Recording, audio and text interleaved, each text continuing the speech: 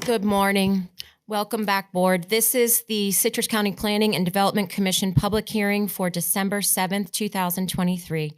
If you would like to join us at this time, I invite you to please stand for the invocation and remain standing for the Pledge of Allegiance.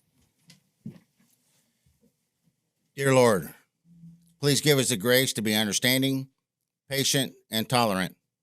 With these attributes, we can conduct our work in a manner which will be pleasing to Thee, our county, and its residents. In the Lord's name, amen. I pledge allegiance to the flag of the United States of America and to the republic for which it stands, one nation, under God, indivisible, with liberty and justice for all.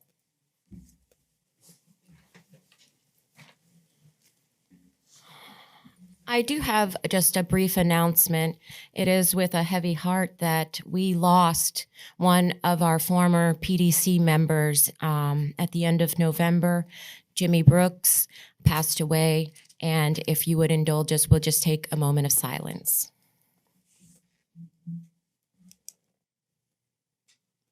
Thank you. May we have the roll call, please?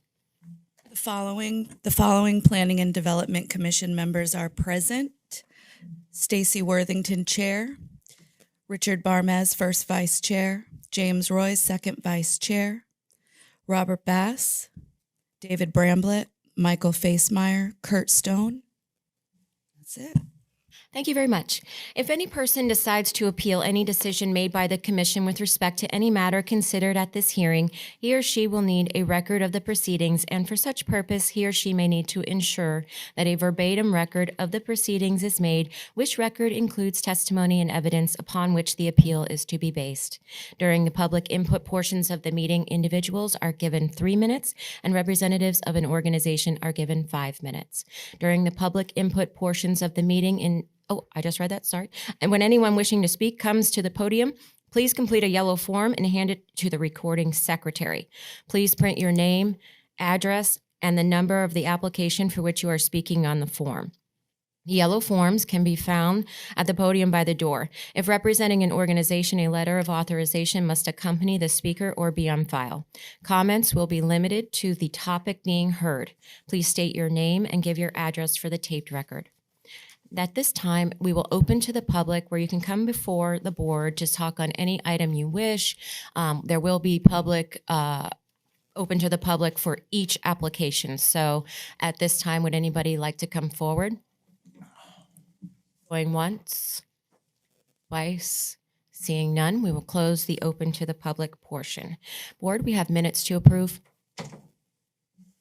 I'd like to make a motion to accept the minutes of September 21st and September 19th. Excuse me, Madam Chair, before you vote, there is a typo on the heading for the October 19th ones. All the pages say, some say September 19th instead of October. So if that can be in your motion, please. Second.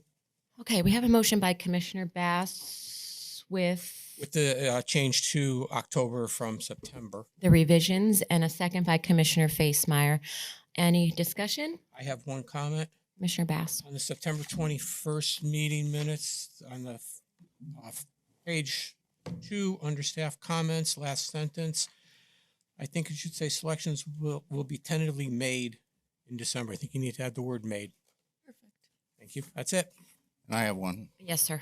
On page 1, it shows that the absence, I was not here that day. You should add my name to the Which meeting absence. date? September the 21st. Got it. Thank you very much.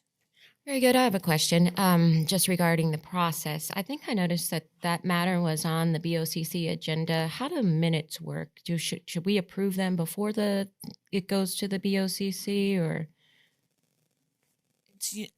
I wish they were always prepared in time. We try to rush the applications as quickly as we can. We give them a summary of what happened, and if the minutes are available, we do. But unfortunately, it's not always, especially for lengthy meetings, it's not always available. Okay. Very good clarification. All in favor, say aye. Aye. Opposed, say nay. Motion carries 7-0. Okay, any staff announcements? None at this time. Thank you. Thank you. Madam Attorney? Good morning. Good morning. Is your mic on? Are you having trouble hearing me? Yeah. That's usually not a problem. With regard to, I'm just going to do the two applications, not the third one. So with regard to CPA AA PUD -2023-00008 and DA 2023-00002, have you had any ex parte communications you need to disclose for the record? And we'll start with Commissioner Bass. None.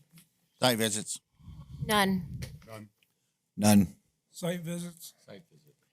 And with regard to the other one, we'll do that at the application time. Okay, thank you, Madam Attorney. At this time, if the applicant is present for CPA/AA/PUD-2023-00008 Whitestone Landings, would you please come to the podium? May we have the introduction, please? Terry Legree for Whitestone Landings LLC. This is an application for a comprehensive plan amendment and atlas amendment to change the land use from the professional services office district to the high-density residential district. This application also includes a planned unit development. Thank you. Good morning. Good morning. There's some more if you don't mind. Sorry, I thought you were done. Here is an aerial view of the site. This is a view from North Miller Run Terrace looking south towards Norvell Bryant Highway. This view is looking west at multifamily apartments across North Miller Run Terrace. This view is looking north on Miller Run Terrace. This view is to the east of the subject property, showing the power line corridor and the site plan as submitted by the applicant. Thank you. Thank you. Madam Chairman, I had submitted a video, which is about 1 minute, 50 seconds long. Is it possible for that to be played? We'll have to have a discussion with the board. Board, do you have any objections? Anyone have objection to a video or? Okay, I'm seeing no objections, so we'll go ahead and play it.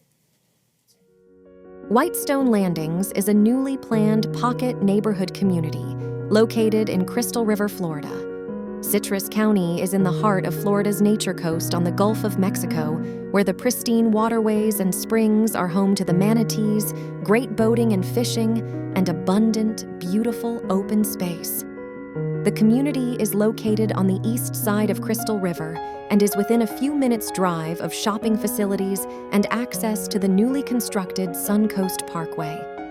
The vision for Whitestone Landings is to create a well-planned community that benefits neighbors and friends with socialization and recreational amenities for all to enjoy, including our four-legged companions.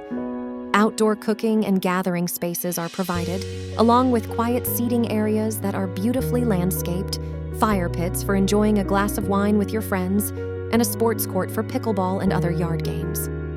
Bike trails that extend for hundreds of miles are located just across the street. The community will display beautiful contemporary Florida coastal design architectural features that reflect the image and heritage of Citrus County. The landscape will consist of holly trees, palms, azaleas, camellias, and other flowering plants that fit perfectly within our greater community theme. The 8-plex flats are laid out with private entries to each unit. The 1- and 2-bedroom units are spacious and open, with high ceilings and tasteful finishes, providing ample light and views of the beautifully landscaped surrounding grounds. Welcome home. Community, neighbors, and friends await.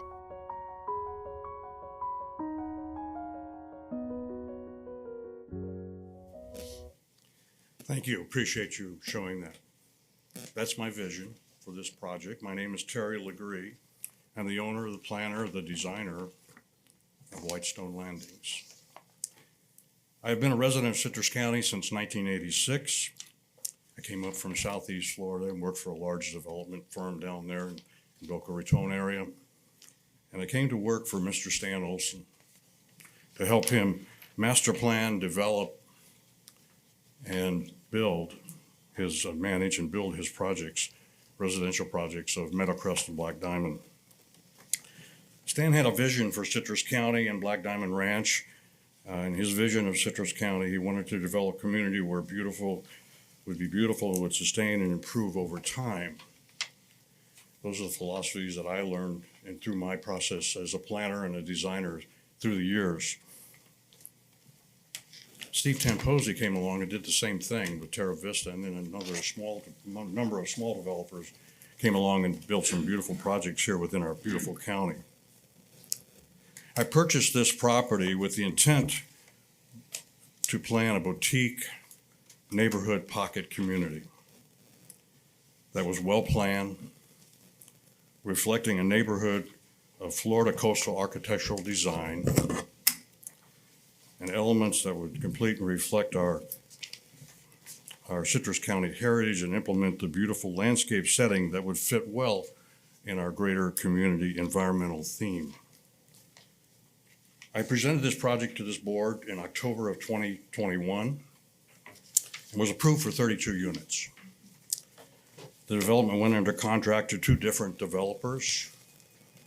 However, they both backed away from the project because the numbers just simply did not pencil out. They loved the concept, and it just simply was not a viable economic model. One of the potential clients wanted to turn this into a workforce housing project, which I was really pleased to hear. But the cost to build, infrastructure cost, and the interest rates came into play over the last 2.5, 3 years and made quite a difference in a very small project. After a couple of months, I decided to revamp the design of the project and to increase its density while still delivering a beautifully designed community. This project consists of 56 units of 1-bedroom and 2-bedroom units that range in square footage from 750 square feet to 850 square feet. The buildings will be 2-story, 8-plexes, flats that all have private entryways. I believe this, to a certain degree, is a unique design for Citrus County, and I truly believe it fills a need within our greater community. New working folks coming to our county that's going to teach our children, that service us in our hospitals and other public service areas, as well as retirees and young couples starting out. The project is designed, and the critical component to its success, to create and enhance a sense of community for the residents to be able to relax and engage with their neighbors. I provided a sport court, activities, outdoor cooking areas, fire pits that will be created for them all to enjoy. Today, I hope you see what I see in this community, not only the greater community, but in this project that I'm presenting to you. And I respectfully request your approval for the project. I'll be happy to answer any questions you may have. Thank you. Thank you. Are there any questions from staff? Mr. Legree, have you reviewed the conditions that are in the staff report? Yes. Do you have any objection to those conditions? No, sir. Thank you. Any questions from the board? I have a Commissioner couple. It indicates that North Miller Run Terrace is a local private roadway. Have you had conversations with the owner of that roadway as far as being able to be granted access? I have. And are I you talked to Lisa successful? McKnight, who's the managing person for the 36 units just to the west of the project. In fact, I spoke to her again yesterday morning. She said she had no problems with this moving forward. They think it'll enhance their value. But you have nothing in writing at this time? I have nothing in writing. Okay. On your site plan, you show 4 handicap parking spaces near various units. Are any of these units handicap accessible? Are they Handicap, are they, Yes. Mhm. so you have 4 of them that are going to be built for handicap use? Say that again. Are 4 of these units going to be built for handicap use? I had not planned that, but it can be, yes. Okay. You've asked to have the parking spaces reduced from 10 by 20 to 9 by 20. What is your desire, or why is your request for that needed? I think there's too much pavement in the world. I think the cars are getting smaller. I believe this is a boutique community that can easily handle that. There won't be a lot of traffic coming in and out. So I believe 9 foot is very appropriate. I have designed many parking lots with 9 foot spaces that have worked very well over the years. Okay, at the north end, you have a one-way segment of travelway. Does that make logical sense to you as far as having everything else being two-way, then all of a sudden you plop this one-way piece at the end, which doesn't seem like a very good movement of traffic? Is there a reason why you created that Well, I situation? disagree. Number one, it's a dead-end road that we're moving into. I did that for fire primarily, so they would have access to move through the project easily. There is no need for people to back out on that, so 12-foot roadways, I believe 16 foot is plenty sufficient for that particular location. And it's just the last 120 feet or so. Okay, thank you. Thank you. Any other questions from the board? I just have one quick question. Commissioner Mr. Facemeyer. LaGrew, You testified there would be 57 units. Can you share with the board the number of units that were in the last proposal? What's the difference? 32. There was 32 units, which was the maximum under that particular zoning category, which was PSO with a PUD overlay. And this would allow 60 units based on what I've gone through, but 56 was the appropriate number for the architectural design that I came up with. Thank you. Any other questions from the board? Okay, I'm not seeing any. Thank you very much. Thank you. Appreciate it. Now we'll have the presentation from staff.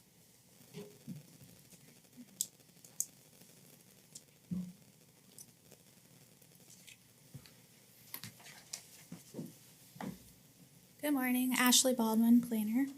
Good morning. This application is for a comprehensive plan amendment and atlas amendment with a PUD. The property is 3.2 acres, is currently zoned PSO. The applicant is looking to change the property to high-density residential to allow for 17 units per acre. It was previously approved for 9.7 dwelling units per acre. This property is in the planned service area. It is served by central water and sewer, and it is near the expressway expansion.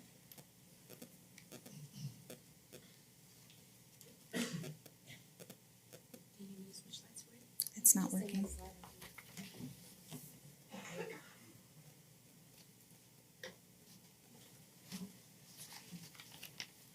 on, our fixer is here.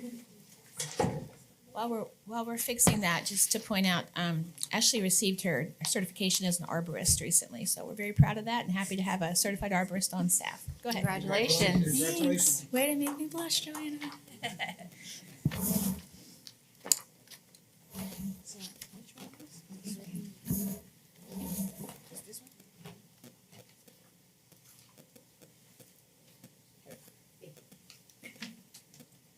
Is mine working? So you can see to the northeast there in the blue is the large power line corridor that directly abuts the property. To the west of the property, the two MDR zoned portions already have multifamily there. To the south is PSO and HDR properties that are currently vacant. Here's a look at the site plan. It has 7 buildings with 8 units per building. 39% of the site has been designated as open space. The comprehensive plan does require 20% open space. That does not include the DRA, active recreation areas, or any community buildings. So that will need to be addressed at the time of permitting, since it was not designated on the site plan what that open space that they said entails. The ISR for this property is 52%. That is a reduction from previous PUD that was approved of 60%. The 9x20 parking spaces were previously approved in the previous PUD from 2021. Also, they do have all the required parking spaces that we require, 80 parking spaces. Here is a rendering of the buildings. They did not request a deviation for facade, so all facade requirements would need to be met at the time of permitting. This is a look looking east at the property. It is currently heavily wooded. This is the northeast view towards the power line corridor.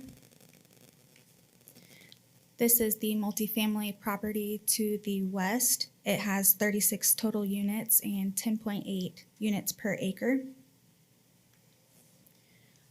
Across Norval Bryant is another multifamily development that has 11.3 units per acre. You can see to the west and northwest there are other multifamily properties in the area.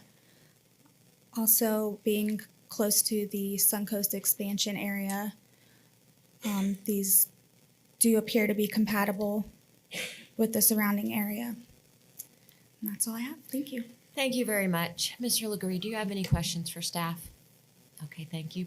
Ward, do you have any questions for staff? I'm not seeing any. Thank you very much, and congratulations again. Thank you. Okay. At this time, we will open the public portion of the meeting. If there is anyone present and would like to speak on the application, please come forward to the podium. As a reminder, individuals have 3 minutes to speak and organizations have 5 minutes. When speaking on this application, please address the board. If you have any documents you want to be entered into the record, please provide a copy to the recording secretary. Anyone like to speak on this application, come forward to the podium. Going twice. Anyone? Seeing none, we will now close the public portion of the meeting and bring the discussion to the board. Anyone like to start? Madam Chair. Yes, Commissioner Bath. I'm not in favor of this change. It's an increase of 75% over what was previously approved. I do not see any documentation as to the adjacent property owner allowing them to use the existing road as a means of access.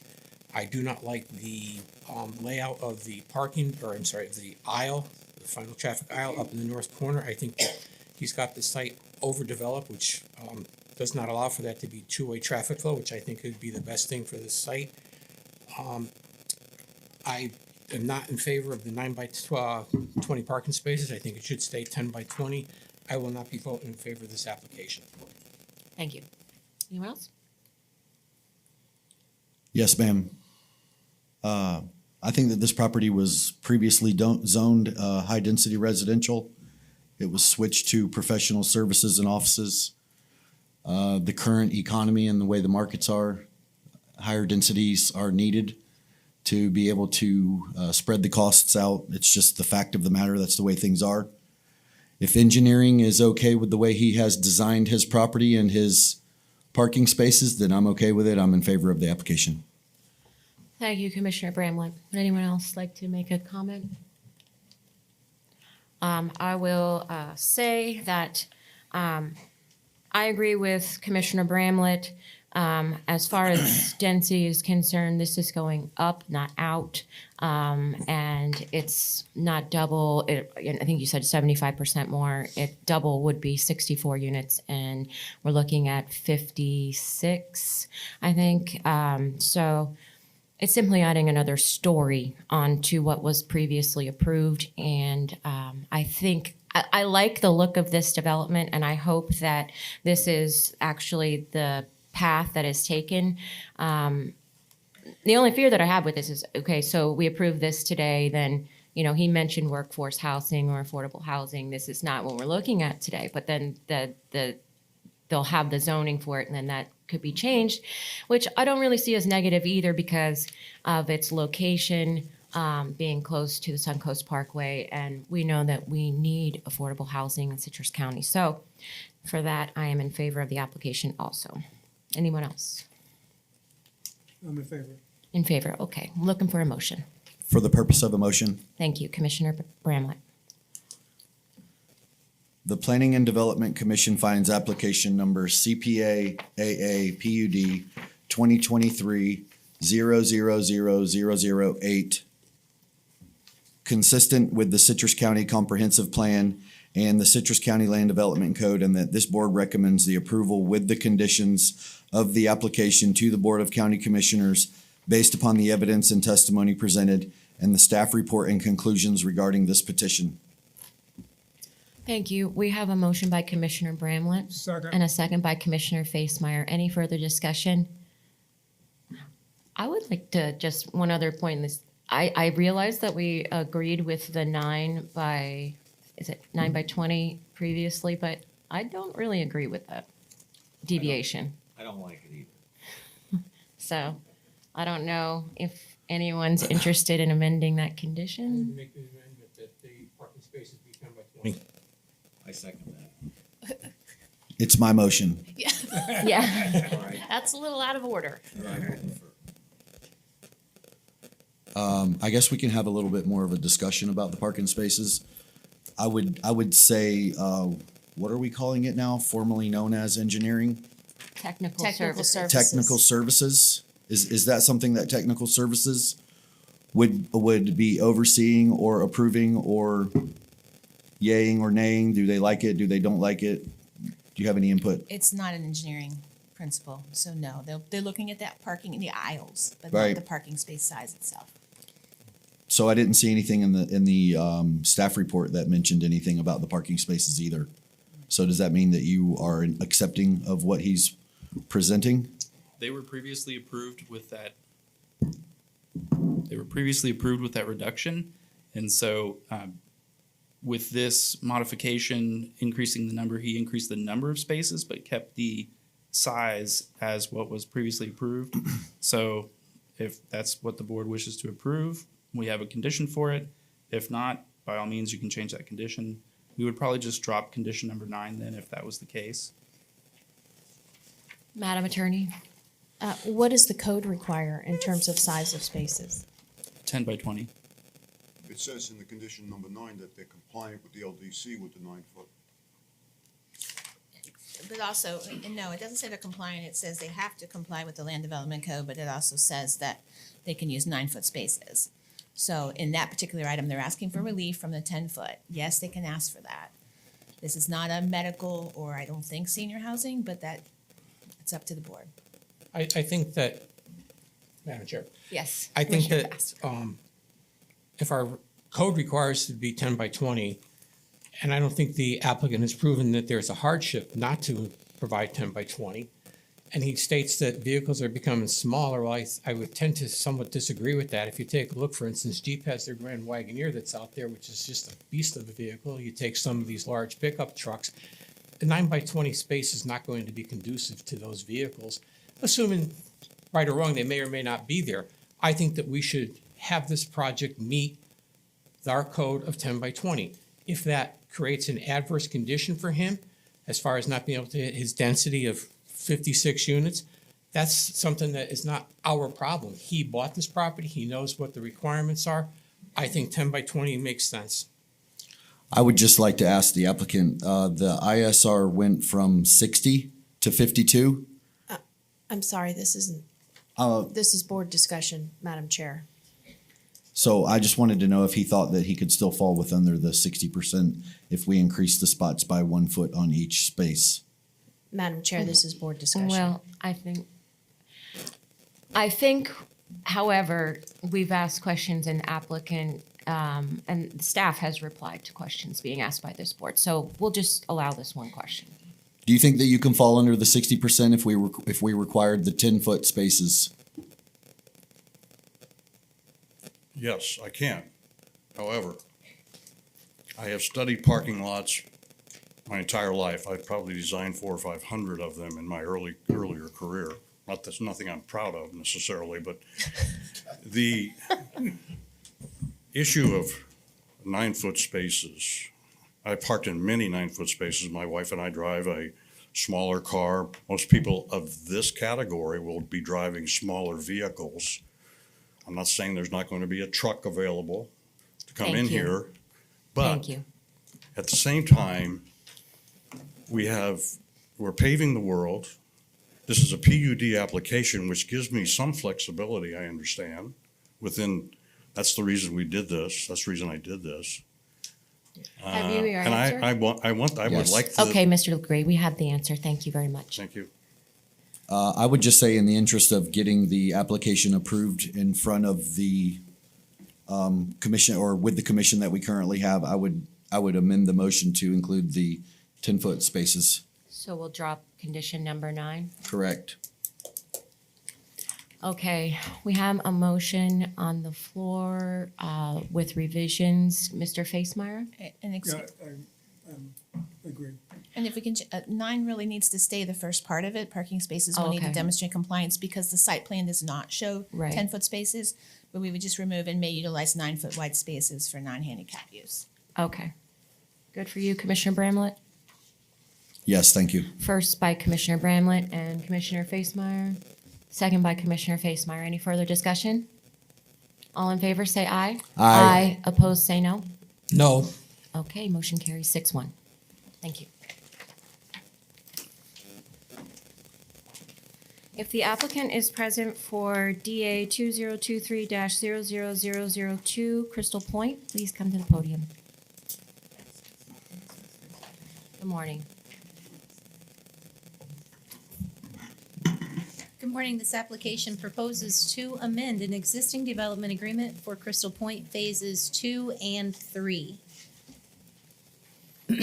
The site contains 74.9 acres and lies on the east side of North Citrus Avenue, adjacent to existing Crystal Point 1. These homes are located in Crystal Point Unit 1, which is fully constructed. The existing development agreement proposes access in this area to phases 2 and 3. This is phase 2 and phase 3 of the existing agreement, which connects to West Dunklin Street to the south. Phases 2 and 3 are undeveloped and heavily wooded, with the exception of an interior utility site. This is the utility site. This is the proposed site layout, which does not increase the number of units, 190 lots, but clusters them to maximize open space. Thank you. Thank you very much. Good morning. Thank you, Madam Chair, Commissioners. Luke Grabowski of Pennington, PA, on behalf of Edge Development Partners. Unfortunately, my client could not be here this morning due to prior scheduling conflicts, but they've asked me to thank the Commission for hearing this application this morning, and also to thank staff for working with us over the past several months through this process. Edge Development Partners is here today on an application as successor in interest to Crystal Point Investments, LLC. And they're here seeking an amendment to the development agreement for phases 2 of 3 of Crystal Point Community. As the Commission is aware, Crystal Point has a relatively long history here. Phase 1 of the project was platted in 1984 and completed shortly thereafter. Development agreement for phases 2 and 3 was initially entered into in 1998, and then again in 2010 with subsequent amendments in 2012 and 2021, I believe, ultimately extending the terms of the agreement and reducing the number of overall lots for those phases to 190. Edge is seeking to move forward with that development agreement as a successor in interest, and we propose minor changes to the agreement and the overall conceptual site plan. Our goal here, I think as our plan shows, is to create a family-friendly, functional community that's also consistent with the character of Citrus County. The clustering of lots, as we've set forth in this plan, will allow a significant amount of open space for the preservation of woodlands, to assist with water management, for the inclusion of walking parks, a veterans memorial park, various recreational activities that we think will be very beneficial to this community and surrounding communities. And as has already been indicated, we are not seeking to increase the overall number of units or the density of 2.5 units per acre. This is simply minor modifications to the site plan as it currently exists that are, we believe, consistent with the community phase 1 as it currently exists. So we would respectfully request that Commission approve these amendments And I'd be happy to answer any questions the commission may have. Thank you very much. Any questions from staff? Yeah, just clarification on one thing. I know we did get a late site plan. It's not in their packet that they haven't seen, but that removed the 4-lot flex idea, correct? Correct. So you are not asking for anything more than what's previously approved in the DA? That is correct. Thank you. Thank you. Any questions from the board? Anyone? I'm not seeing any. Thank you. Thank you. Now we'll have the staff presentation.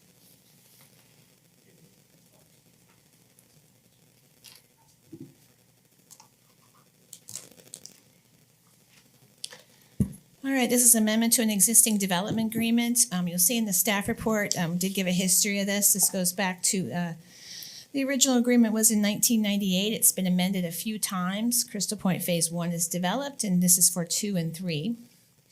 So there is 2 and 3 on the aerial. Yes, there's a big checkerboard of lots. That's not the development agreement at all, but that was the old time platting for this area. It's certainly very vacant. This is the road leading to it from Crystal Point Unit 1. Obviously, this would be improved and platted. And this is the border, the buffer border they have between Phase 1 and Phases 2 and 3, and that is proposed to remain on the plan. This is Dunklin, where, approximately where they'll come out. To the right, it's very heavily wooded, but Dunklin, of course, is a major road, and that's been scheduled in the DA since 1998, that they would connect Phases 2 and 3 to that. All right, so this was already shown to you. This is Phase 2 and 3 at the time. These kind of curvilinear streets, very, very trendy, very way to go. 190 lots. It was 202, then it was 190 in 2009. It's been that since that time. But what they're proposing now is to make something that is more modern. So you can see they are maximizing open space. They are still doing 190 lots, so they took out that 194 flex. They're above what would normally be allowed, but the development agreement is still in place. So the 190 lots they are vested for, they can continue to use it. They also turned in a narrative, and again, it's too late for this packet, so that's why I'm talking about it. But they did remove several items that staff pointed out in the staff report. There was an inconsistency with minimum square footage. That's been changed to 6,000 square feet. We suggested they add that septic tank approval would be DEP or DOH. It does depend on the type of system and the size. And then they took out the flex. So they have addressed staff's comments and concerns. Engineering, one of the few things about drainage areas left in. You can see that in the staff report. All of that has been amended under new agreement. This is a very much attorney-heavy development agreement, but the changes that are proposed are keeping the same number of lots, but yet increasing open space with the way they're clustering. That's it. Do you have any questions for staff? No. Okay, thank you. Any questions from the board? Joanna, I have one.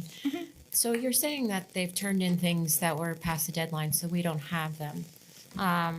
If, this application is approved today, could it be conditional upon whatever you have that we don't have? Right. Well, the development agreement hasn't changed. So my staff report would certainly change for the county commission to say, instead of talking about this, they've now corrected it. Every one of those items are minor text amendment, text in the area, so I wouldn't have to bring that back before you because of the changes.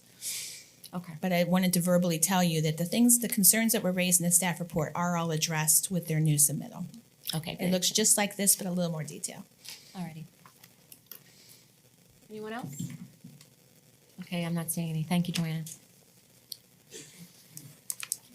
The public portion of the meeting will now be opened. If there is anyone present who would like to speak on the application, please come forward to the podium. As a reminder, individuals have 3 minutes to speak and members of an organization have 5 minutes. And when speaking on the application, address the board. If you have any documents you want to be entered into the record, please provide a copy to the recording secretary. Anyone like to speak on this application, come forward to the podium. Going once, twice. Seeing none, now we will close the public portion of the meeting and bring the discussion to the board. I'm in favor. Thank you, Commissioner Basemeyer. All in favor, raise your hand. Okay, anyone else? Yeah, Chairman, I got a question. Yes, Commissioner Barnes. I don't understand the cluster of your septic of the tanks that you're wanting to use for multi-homes. Can you be a little, can I ask him a question? or Well, no? I mean, we've closed that portion and Okay. I allowed it the last time. It didn't go well. So, So if I can answer that? oh, okay, maybe Oh, Joanna. maybe I can. can't either. Again, yeah. Both ways. Mhm. Okay. So I can't ask her questions either. All right, well, with that being in the DA, I would not be in favor of this application.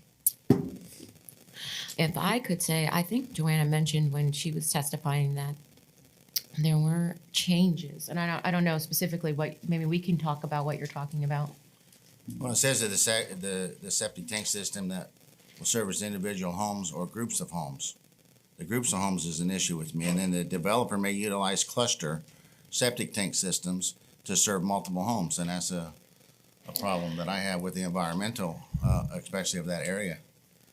So, Well, I think that our code recently changed based on what the Department of Health and DEP is allowing under their codes, which is allowing those types of systems. So our code changed to reflect that. So I think it's permitted by code, Madam Attorney? Well, I can talk to you. Oh, okay, very good.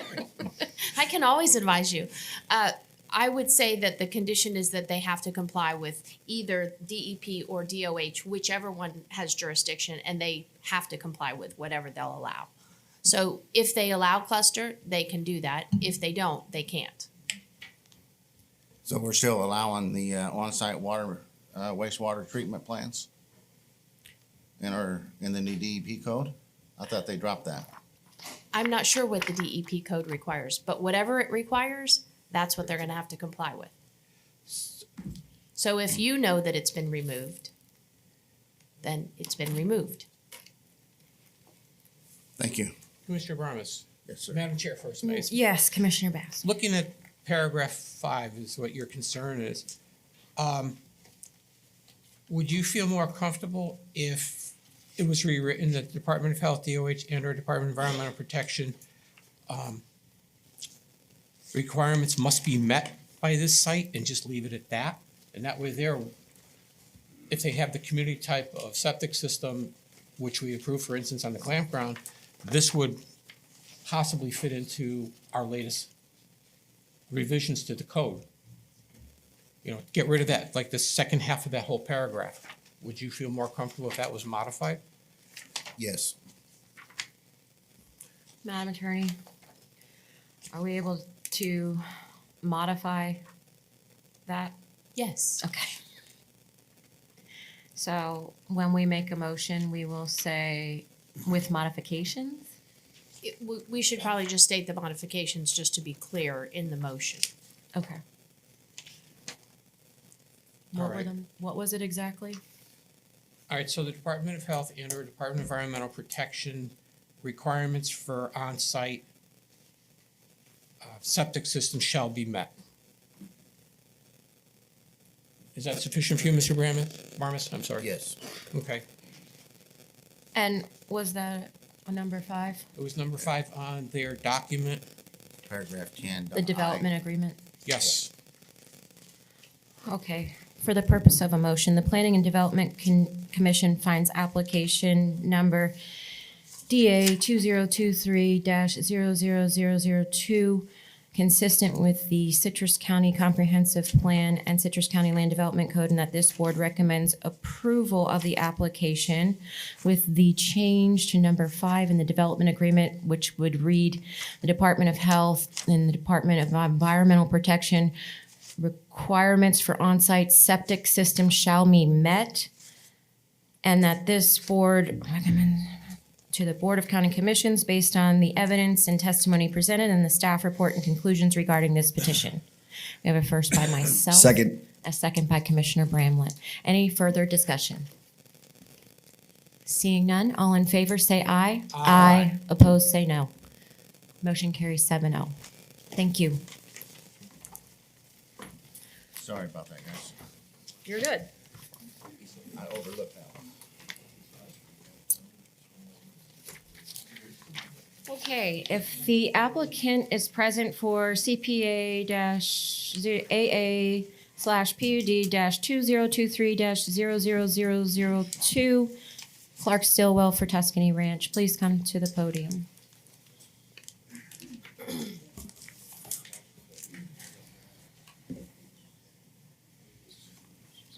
This application proposes to amend the Just one future. second. Wait.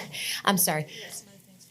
Just to the members of the audience, we have a little additional procedures today. So this is our first time, and we're just going to make sure that we do everything properly here. So.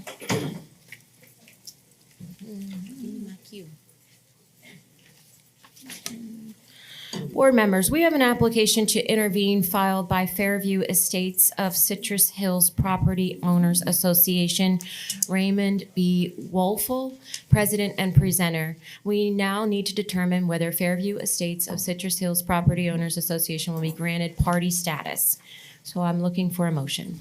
Madam Chair, I think it's important that all the interested parties be heard, so I will make a motion to allow Fairview Estates of Citrus Hills to be an intervener. Second. Thank you. We have a first by Commissioner Facemeyer, a second by Commissioner Bass. Any further discussion? Madam Chair. I know, I'm gonna get to something in just one second. Well, if he has any objections, then. Do you then have he- an objection, Clark? Just need a point of clarification. Okay.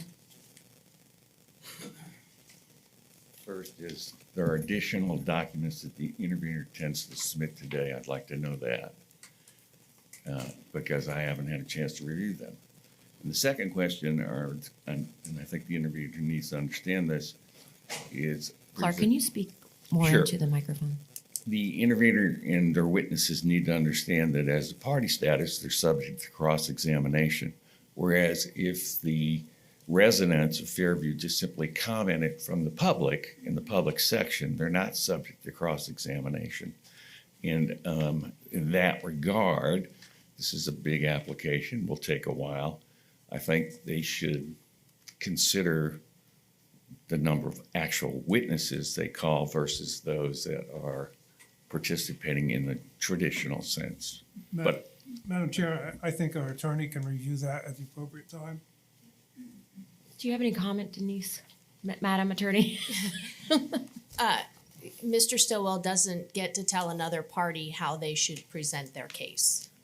Okay. fine, just so everyone's understanding that anyone that's called as a witness as the party will be subject to cross-examination. Correct. It's part of the law. Thanks. Yes, very good. Madam Attorney, Mr. Stillwell indicated that it would be a lengthy presentation if I'm. Correct. Okay. Is there any time constraints associated with an application of this nature where you have an intervener, you have the applicant, and you have the board? Is there any? And the public. Correct, and the public, as far as initial presentations. Each party is given 30 minutes Thank for you. their presentation. Thank you. Thank you. Okay. Otherwise, we agree that they have standing as a party. Very good. Thank you, Clark. All right, we have a motion. I'm sorry, what was the, I apologize, Madam Chair, for interrupting you, but his first point was, are they allowed to introduce any evidence that Oh, they yes. haven't filed prior to the quasi deadline? And the response to that would be no, they're not authorized to introduce any evidence that hasn't been before the quasi, so he should already have those. Okay, very good. Madam Chair, may I ask Yes, one more question? Commissioner Bass. In concern to the timing, will they actually be timed, or are we just gonna kind of rough out the 30 minutes? Well, my understanding is we have a clock up there. Okay, it will give us our Now- full 30 minutes? Now, I would say that if there is extensive cross-examination that goes on generally, it would be at the discretion of the chair, as always. The chair generally would allow a pause, if you will, in a party's time if there's extensive cross-examination. If there's one or two questions, probably not a big Okay. deal, but I mean, if it's going on and on and on, like, for example, if Mr. Stillwell is grilling staff for, 30 minutes, Right. Cross-examination is part of the 30 minutes? yes, ma'am. Okay. All right, very good. Thank you, ma'am. Any other questions? I would just want to say that for the interest of time, if the intervener could let his witnesses or his public comment people just know the difference between the two. So we don't have people that want to just come up here and make a comment and then end up getting cross-examined and we extend the session unnecessarily. So if there's people that want to just make comment, please come up for the public portion and then try not to be included in the witness list Madam in the Attorney. interest of time. Just like Mr. Stillwell can't tell a party how they're going to present their case, no board members can tell. I wasn't party- telling anyone how, I was just If I making a can finish my little sentence, suggestion. sir, if I can finish my sentence, Please. no board member or another party can tell another party how to present their case. Thank you. Very good. Thank you. Okay. Any further discussion? All right. We have a first, a second, and we're going to take a vote now. All in favor, say aye. Aye. Opposed, say nay. Okay, motion carries 7-0. I'm sorry, Madam Attorney. We need the ex parte communications for this application We also. do. With regard to the application that is before you, have you had any ex parte communications? And we'll start at the end with Commissioner Dixon. He's getting there. Welcome, Chuck. I was a little frazzled. None. Site and aerial views. None. None. Site visit. Now you're at fine. Alrighty, Stillwell for Tuscany Ranch. This application proposes to amend the future land use map and LDC Atlas map as well as the Beverly Hills Development of Regional Impact. The total site contains approximately 1,641 acres and is proposed for residential and commercial uses.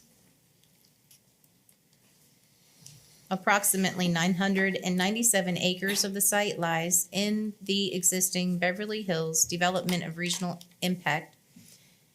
And the site proposes to change that master plan and development standards.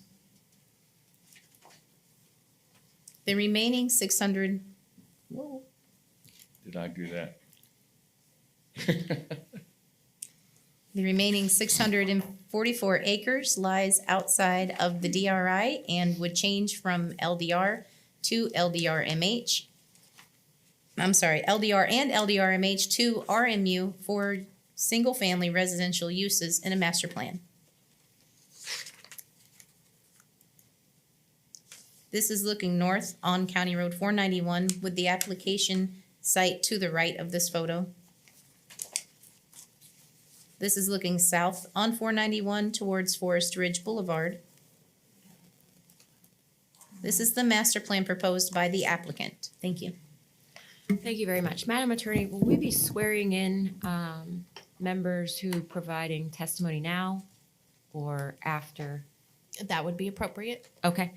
All right. Anyone who will be providing testimony, please stand and receive the oath. Individuals speaking during public input sections do not need to be sworn.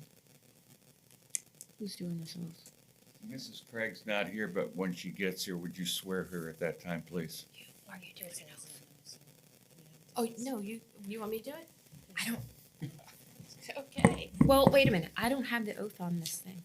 I got it. Okay. I got it. Raise your right hand. Do you swear or affirm the testimony you're about to give will be the truth, the whole truth, and nothing but the truth? Oh, good.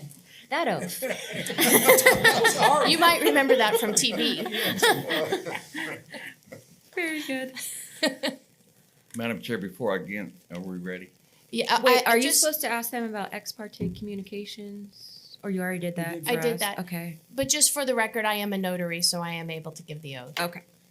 Next time I'll remind you. I didn't. Okay, I think we're ready. Are we missing anything? Mr. Stillwell's looking at At me. one technical point, we submitted a PowerPoint on a timely basis, and we revised that and decreased it, didn't add any new materials. And we'd like to proceed with the revised PowerPoint. It makes a little more sense, so that's up to your call.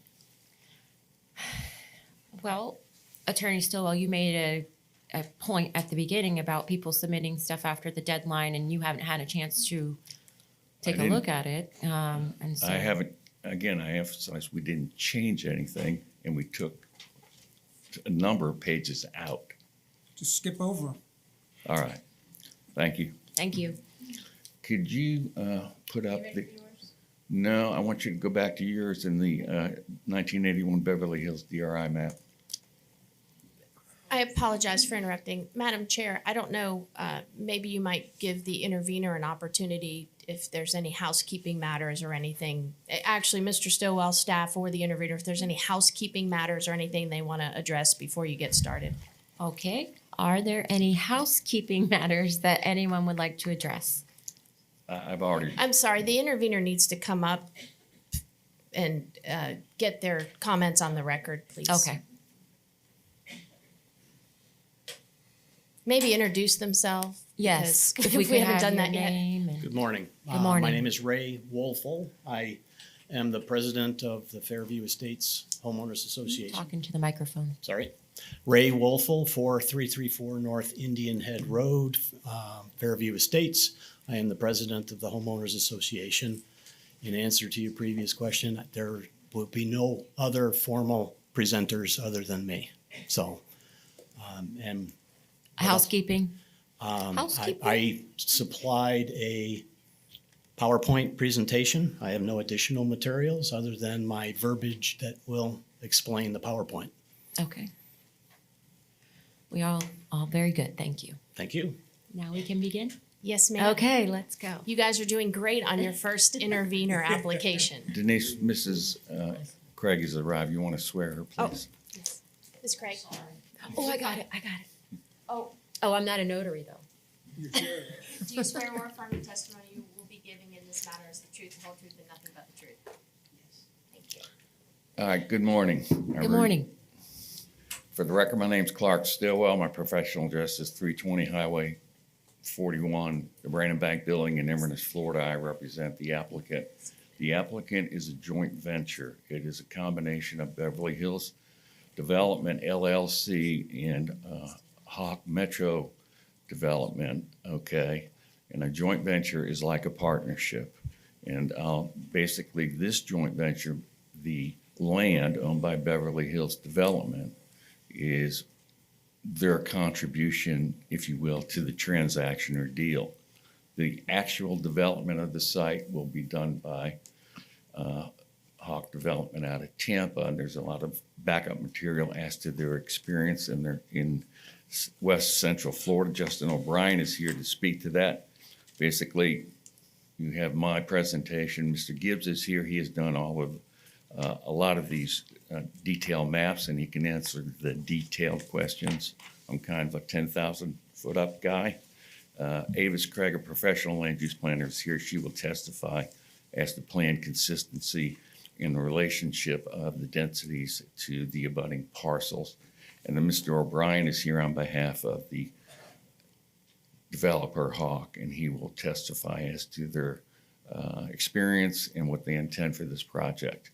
I want to say this, if you review the application and the materials relative to Hawk, they bring a large and rich history of quality development in West Central Florida, and it will be a first for Citrus County in this area to have this type of developer on a project of this size.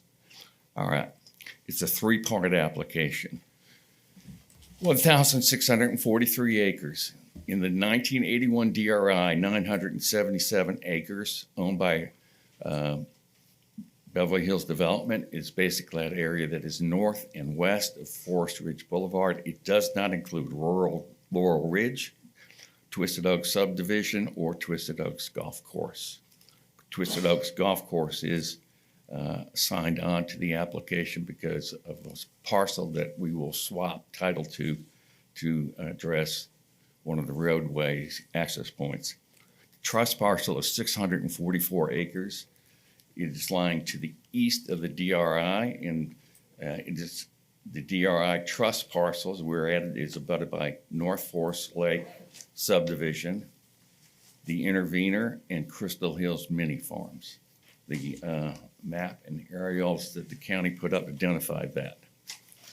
So as to the DRI, we're going to amend the PUD. The G flume of the DRI is remaining the same, and the PUD amendments are governed by your plan and by LDC section Chapter 4, Section 442, I believe. The trust, we amend the G flume from LDR, which is low-density residential, allows 2 units per acre as a matter of right, and up to 6 units per acre with specific PUD-type approach. The proposal is to go to a density of 4 units per acre. Significantly not reflected in the Atlas staff report, but the LDR Atlas map is LDR with an asterisk, and the asterisk means that mobile homes are allowed as a matter of right on this property.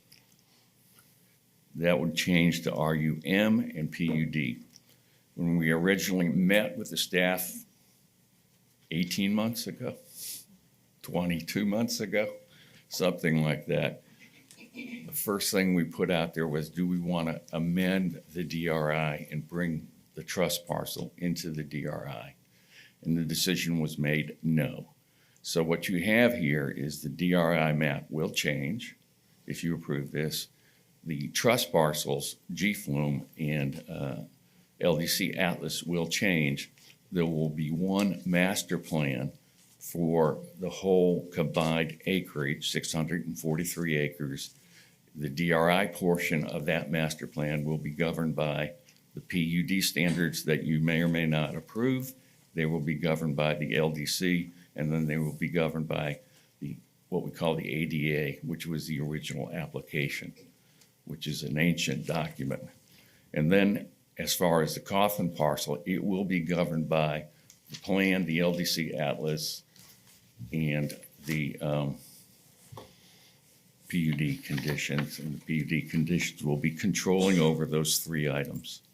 Now, this is a total project of 6,400 residential units. A significant number of these have already been approved and are vested. The only change in residential density is 1,230 acres added to the 640 acres, which is the trust parcel. If you notice, I'm speaking fast because I'm going to make that 30 minutes.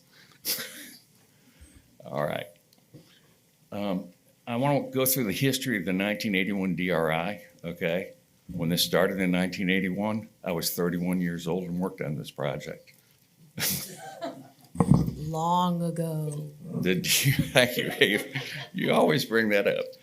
What it does not include, okay, is Beverly Hills Units 1 through 5, which were developed pre-1975. It does not include the 1976 Beverly Hills DRI, which is Unit 6, which is down in the southwest corner of the project. That was 600 residential units, and that DRI has been built out. Now, when it was approved in 1981, these numbers are significant.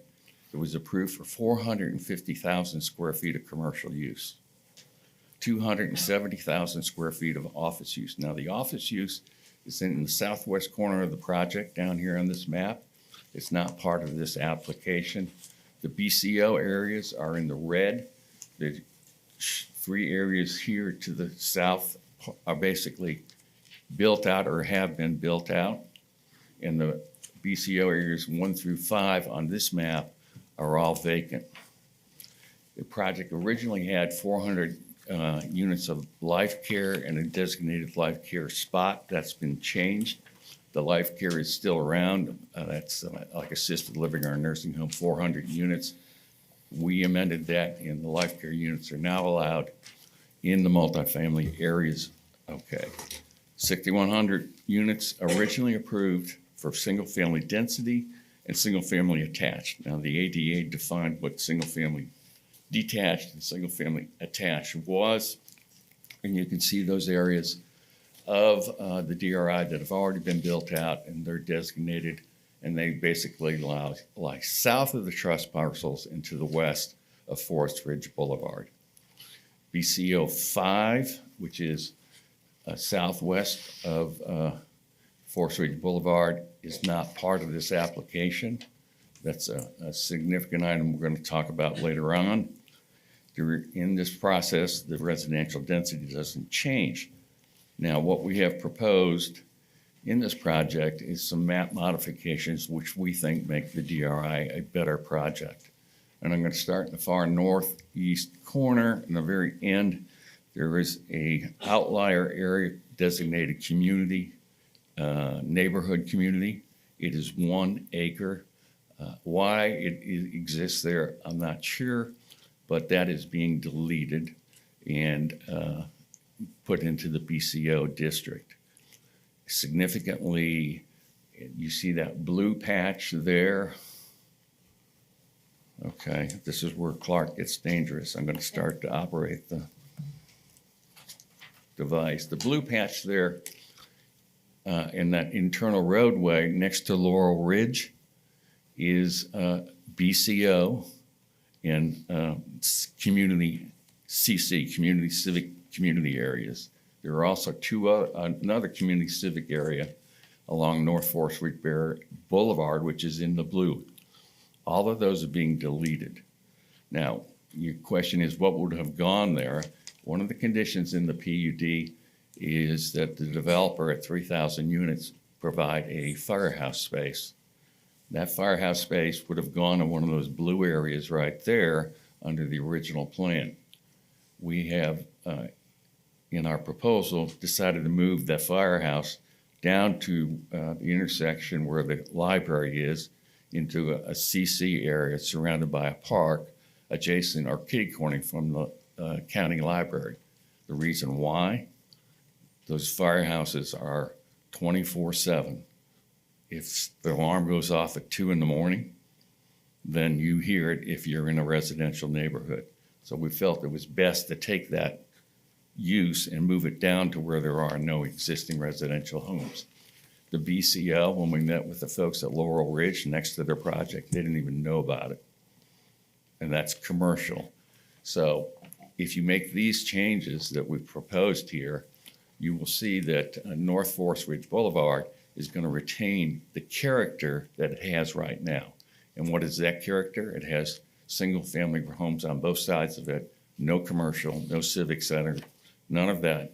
And also, as part of this, the developer has agreed that they will extend the sidewalk from its termination point on the east side of 4th Ridge Boulevard all the way up to the BCO areas past Twisted Oaks Golf Course, which we view as a positive. Now, in the DRI modifications, it's important to note that we are not increasing the number of units. We're not increasing the number of square feet for commercial. We're not increasing the number of multifamily units.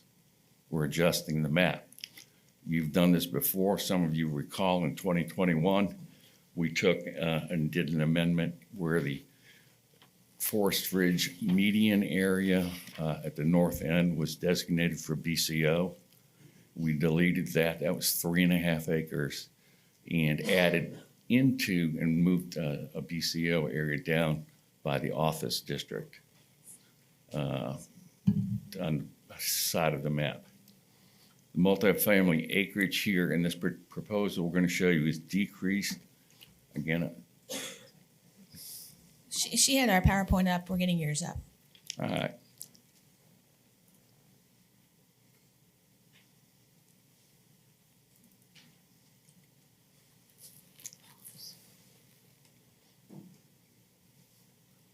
This doesn't count on my time. I'm paused. All right, this is the area that the county identified. Thank you. Let's move to the next one.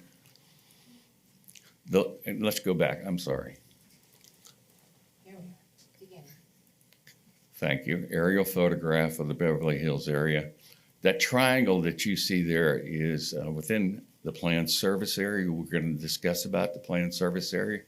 What's significant to note about this part of the planned service area is that this particular piece is in the heart of the planned service area, and it is essentially the only large vacant piece left inside of that triangle area between west of 41, east of 491, and north of 486. All right, next one, please, ma'am. So this is the proposed area, and the reason I bring it back, this is the legal description that's in the ordinance. Again, that legal description does not include BCO number 5, and that goes to your condition we're going to discuss about access management and right-of-way dedication. Next one, please, ma'am. This shows the land uses. Thank you. Next one. This shows generally some of the subdivisions around it. You can see that you have Fairview, the intervener. You have the mini farms. We reached out to the mini farms and asked to meet with them. We never got a response, but we did ask. We met with the Laurel Ridge, we met with the Laurel Ridge subdivision folks, and we met with the intervener. We did reach out to North Forest Lake North subdivision, but they don't have a formal homeowners association, so it was difficult. But never got a response from them or mini farms. Next one, please. Avis we'll talk about this. This is the proposed G-film changes. Next one, please. All right, this is our map. One of the critical things that I did not discuss on the existing DRI map, but that roadway that comes off of North Forest Ridge and circles around and comes out on 491 North, that has been moved. Previously, it was around the Laurel Ridge subdivision, and it allowed for interchange into that subdivision off of that roadway under the existing DRI. They did not want that, and they were pleased to see that we had moved that roadway. That roadway is approximately, I think it's called 80 feet wide. One of the things, can we go back to the DRI map that's in your PowerPoint? Certainly. Thank you. One of the things that's in the existing DRI that's discussed on access management is the frontage road. You need to know the history of that frontage road. It was not in the original 81 DRI proposal and approval when I was 31. It was put in 88 when I was 38. And at that time, there was no access or cross-access standards in your county codes. The county wanted to limit road cuts onto 491, and the proposal was that there would be this 50-foot county-owned, county-maintained frontage road, and it would run all the way across the office district there on the southwest part of the project up until the bank building there at, I believe, Roosevelt. And then there would be another frontage road starting with BCO number 5 and running northeast all the way to the end of the project. If you look on this map, there are arrows, 3 arrows that designate allowed access points. One is on BCO 5, that would be like a right in, right out.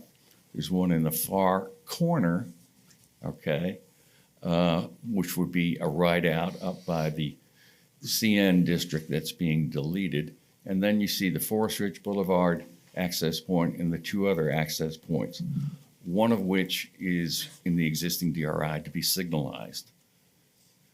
So that frontage road concept that's in that map, and you can see it outlined there, if were to be developed in its current designation, would cut across the open space area that this board and the county commission approved in 2021.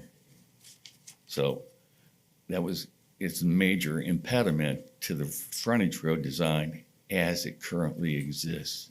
And we've tried to address that in the application in our revised site plan. Madam Chair, I'm sorry, can we stop the clock a second?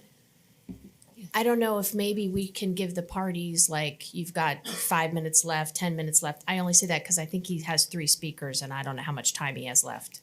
Okay. 13 minutes. Yeah, okay. Maybe give them like a 10-minute and a 5-minute warning. 2-minute warning and a commercial break. I'm just suggesting, since we Okay. haven't done it before. Okay. All right. Sorry to interrupt. Nope, you're good. The break is coming. All right. I'm going to cut to the chase and go to directly the 2 issues that are most concerned here. Thank you, Ms. Lynn.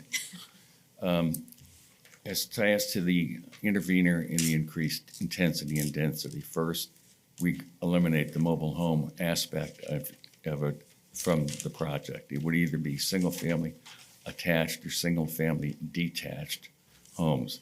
The application shows a text which is incorporated into the approval for your POD ordinance, shows that it's approximately 2,000 homes are single-family detached, okay? And the remaining balance of about 600 units, more or less, is single-family attached. Part of our proposal in this area calls for a 50-foot buffer. Originally, we started at 25. We went back and revised it, a 50-foot buffer around the perimeter, maintaining a natural vegetated area. I'm sure the intervener is going to acknowledge that this is a heavily forested area, and a 50-foot buffer is probably unique for this community or this county, that size, residential to residential. It's important to remember, if this project or this piece, the trust parcels, were subdivided at half-acre lots with mobile homes, the LDC would not require any buffer. Residential to residential, no buffers are required. We've added a 50-foot buffer. In addition to that, we have stated that all of the homes on the perimeter would be single-family detached. So you're going to have single-family to single-family. The staff raises the issue about lot size. The maps show that there'll be significant drainage retention areas around the intervener's parcel. You can see Avis will testify to relationships of the lot sizes. So we feel that we've met the PUD standards. And just not to take Avis's thunder, you know the drill, high density to the central ridge, high density to the planned service area, higher density to non-environmentally sensitive areas, which this is clearly not, and then it is served by central water and sewer. All of those key tests under the plan for the increase in density are met. The only thing here that's in is the relationship of the large lots to smaller lots, and we feel like we've addressed that. The second major issue is access management. Right now, the 1981 DRI, which I did when I was 31, calls for the dedication of 30 foot of right-of-way at the 3,600 units. It calls for the developer to construct one lane of traffic on 491 on the east side. And it calls for the developer to provide for Citrus County sufficient clay and fill materials for the further expansion of the 491 roadway. That didn't change in any of the 20 modifications we've done. Clearly, the provisions about providing fill and clay for the expansion of 491 are archaic. Clearly, the idea that the developer would build one lane of 491 is inconsistent with the county's intended plans. If you're not aware of it, the county has gone to the Florida legislature in the upcoming year and asked for funding for this roadway to be expanded. Okay. Now, what the developer has proposed, and we have proposed this since day one, our very first meeting with the county, is for BC areas one. Oh, I'm sorry, Clark, you're under 10 minutes now. I missed it. BC areas 1 through 5. We're gonna 1 through 3, where you're gonna donate 50 feet of right of way. The county requested it. That brings it to 200 feet. That's going to help with the MPO. The access points haven't changed. We'll do the signalization at the point that the county asked us to put it at, which is an intersection there with the roadway in Citrus Springs. And then we proposed at 3,600 units to pay the cost of one lane of traffic. Now, that's an existing term out of the existing DRI. Now, the county staff wants that provision to be, the difference is simply this. At 3,600, or at the time the county funds this under its CIP. The roadway is not in the CIP, And I don't have a problem with that if it's actually funded, but the way they write the CIP is, they say, where's the funding coming from? They put down their Florida legislature, subject to approval. So, you know, if the legislature approves it next year, that would be good, but my client would then be on the hoof for that money without even having started one unit in the project. So we need to address that issue of it needs to be funded at time of actual funding, not hypothetical funding. That's my term. Additionally, the staff wants to modify the commitment for shared drainage. And the problem with that shared drainage language is twofold. A, shared drainage for what? Is it for the whole 491 project in front of this area? Or is it for the drainage requirements as a result of the developer's existing responsibility for one lane of traffic? And then this third question is, they want to put it in the BCO areas, and we want flexibility if that shared drainage is going to happen, that it be maybe directed to other areas, such as the golf course, which could use it to make water treatment areas or water hazards, if you will, or other areas within the project. Outside of this project, okay, you see that gray area next to the MF4, that is a spray field for Central States Utilities. The Central States Utilities plant will be expanded and that spray field will go away. That's an area that, if it meets environmental testing, could be available for drainage for the whole road project. And we've put this out there to the county. And I say that because this shared drainage thing, its location needs to be determined by best engineering practices. Mr. Bass, you know what that term means, best engineering practices, and so do you, Mr. Stone. That means it goes in the most appropriate location. The BCO areas may or may not meet that test, but we think that's additional language. So I'm going to stop, and I'll reserve my response. Avis? We'll pause it while we wait for Avis. Under the code, you get 15 minutes for rebuttal. Thank you. Is she coming? Yeah. Paul's next, I'm sorry. Is that what you're saying you're reserving? Yes, Okay. thank you. Well, you get it. You don't have to reserve it. It's under the code. 30 seconds left. No, of his 15-minute rebuttal. I'm sorry, Madam Chair, you understand what I'm saying? Okay. Good morning. Okay, good morning. Paul Gibbs, Community Land Design. I'm a landscape architect and land planner. Can you pull up the consultant's PowerPoint? Thank you. Go to for that, maybe the PUD map's what I'm looking for. No, he's not the DRI map. He's looking for The PUD map. his. I just wanted to highlight more for clarification on the PUD map, as she's calling that up. We have, it's not that one. We have lot standards that we're proposing. 5 minutes. And for clarification, what we're proposing is a variable impervious surface ratio based on lot size. For example, if we have a 40-foot lot, we have a 60% ISR. 50-foot lot, 55%, 60-foot lot, 50%. The LDC for this area has a 50% standard. And we're proposing the variable as opposed to measuring it plat-wide, cumulative. We're doing it lot by lot, and that's something I wasn't sure the staff report interpreted correctly. Where we have townhomes or attached homes, we are proposing a 70% ISR standard, and that would be measured cumulatively over the design of the townhome project or the apartment or whatever it would be. We have in 2021, our same consultant team, we did Crystal Glen Phase 3 and 4 PUD modification. And at that time, we did a 65% ISR, which was approved.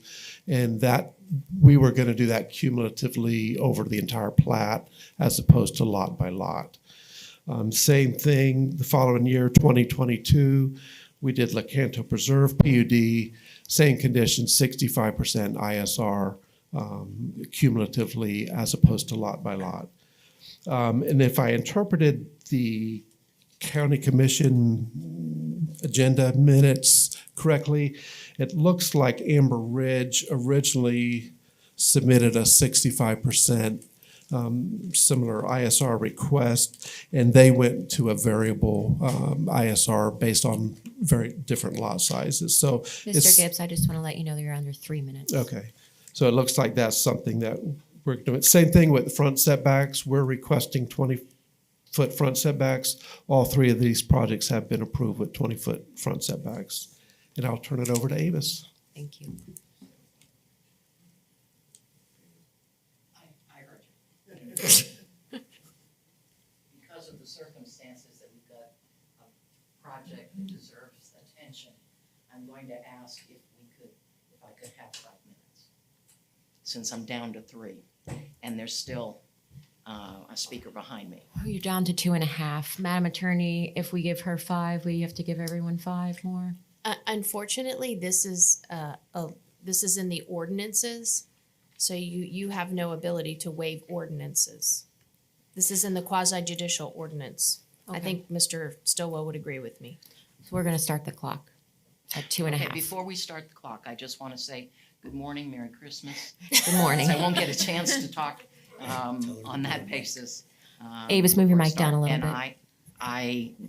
my name is Avis Marie Craig, a consulting planner, address P.O. Box 568, Lecanto, Florida. I'm going to really have to rush.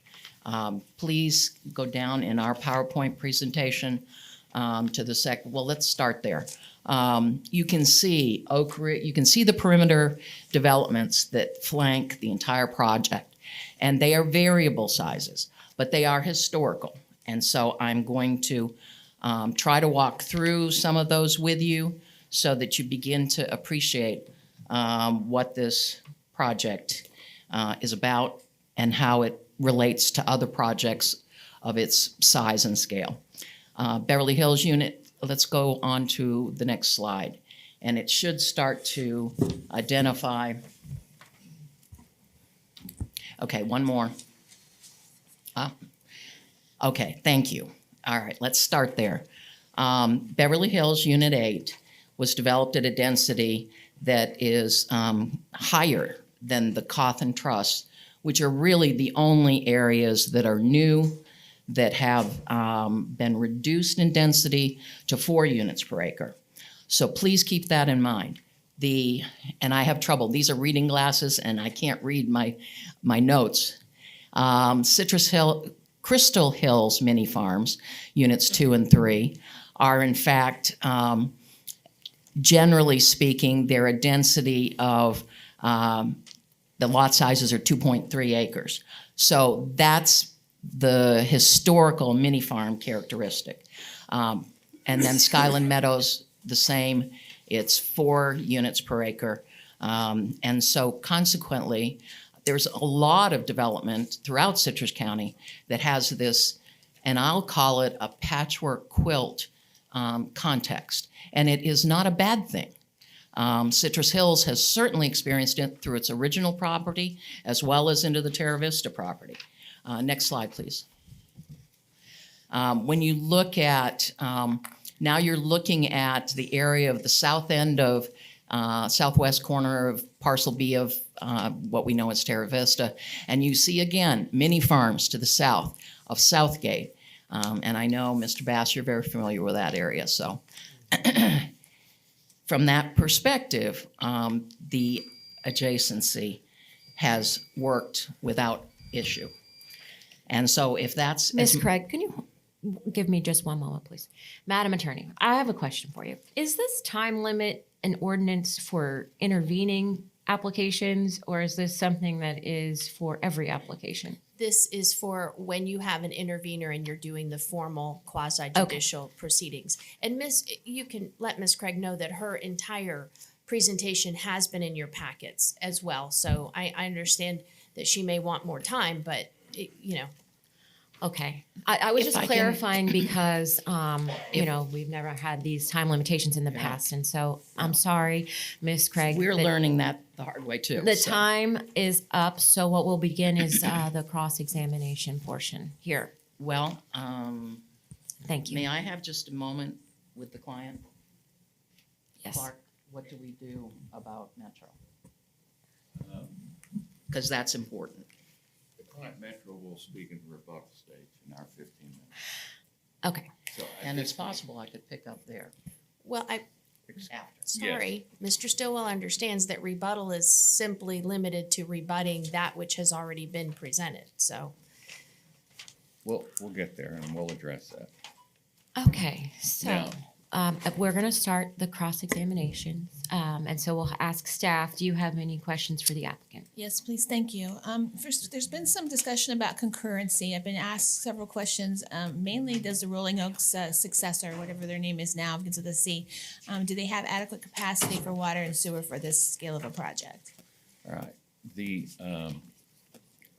You have the standard letters on file from both utility providers. You also have on file the FDEP permit to expand the wastewater treatment plant that was approved to provide a higher level of treatment. And that higher level of treatment, that permit also requires that the gray water would go to the golf course, Twisted Oaks, and/or the roadways within the project. So at the time of each plat, there's a concurrency review. They have the permits in hand for the capacity.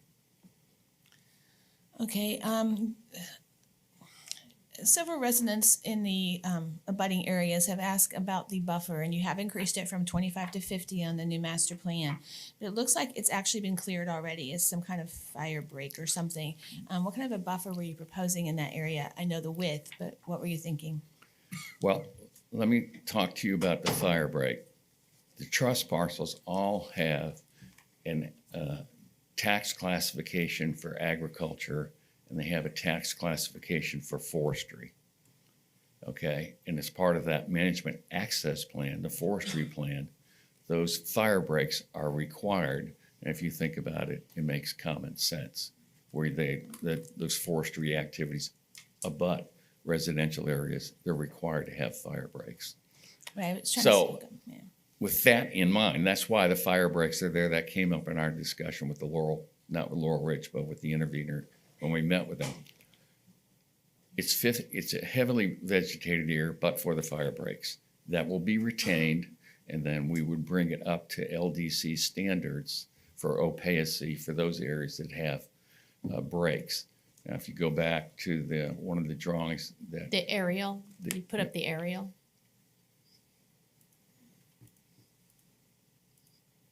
there, you can see that in the southwest corner of that trust parcel, that's 340 some acres to the north of Fairview, you have two drainage retention areas that are going to be designated. Those are the low spots. That's where it's going to go. That's more open space, but there's those drainage retention areas and the buffers, the 50-foot buffer would be integrated. And it would, basically your code says 70% opacy, we would meet code. Okay, and you touched very quickly on some of the conversations about 491 and additional lanes, et cetera.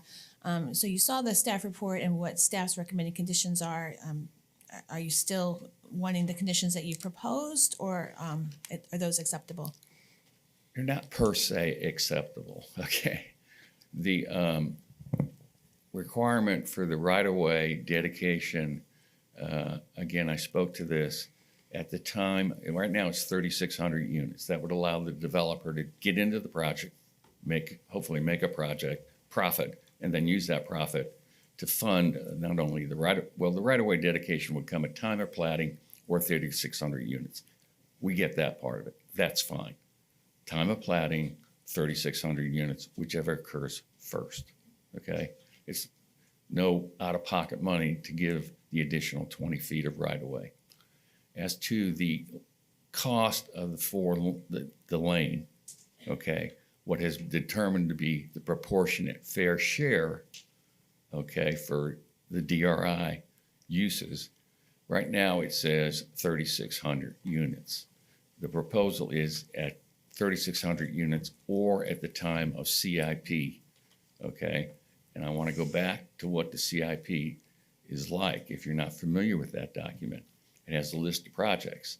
491, according to your comprehensive land use plan, should have been 4-laned in 2020.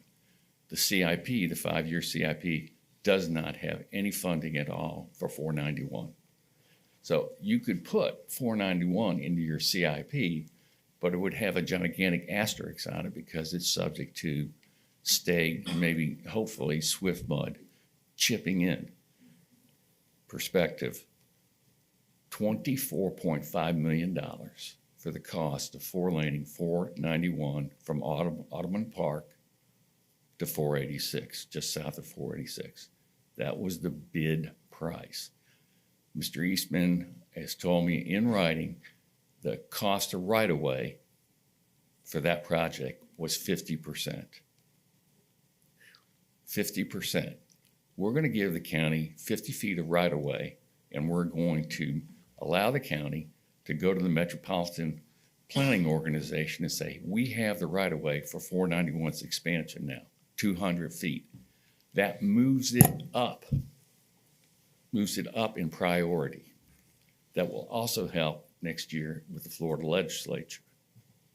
So that 50 feet is key.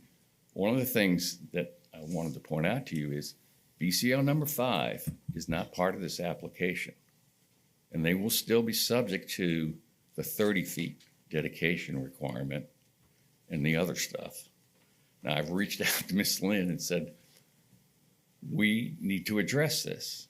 BCO number 5 is a separate legal entity, but they're on board with the dedication. So we will try to address that post this application. But I just want to point that out to you. So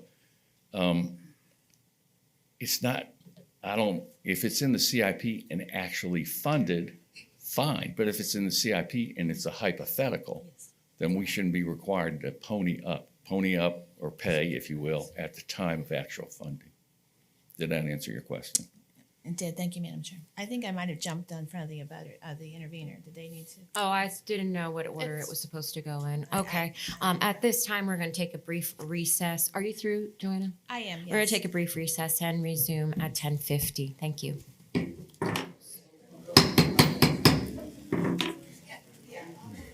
Okay, if everybody could take their seats, we will resume. And I would like to ask the intervener if he would like to come up and cross-examine the applicant.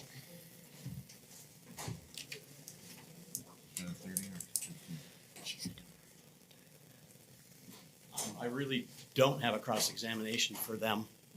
No questions for the No, applicant? not really. I just have a presentation for you later. Okay, thank you. Thank you. Can we ask questions of the board? No, ma'am. No? We can't ask any questions. Oh. Yes, I guess now would be your time. Okay, any questions from the board? Yes. Clark, could you please come back up for us?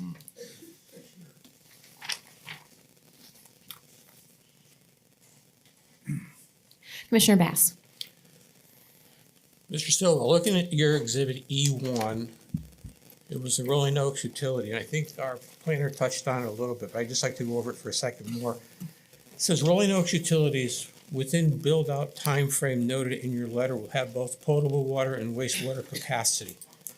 So as of today, there is insufficient capacity to support this change that you want us to approve?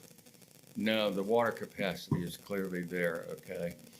The capacity of the wastewater treatment plant in its current design is approximately 100,000 to 150,000 gallons of existing capacity to serve the initial portions of this project.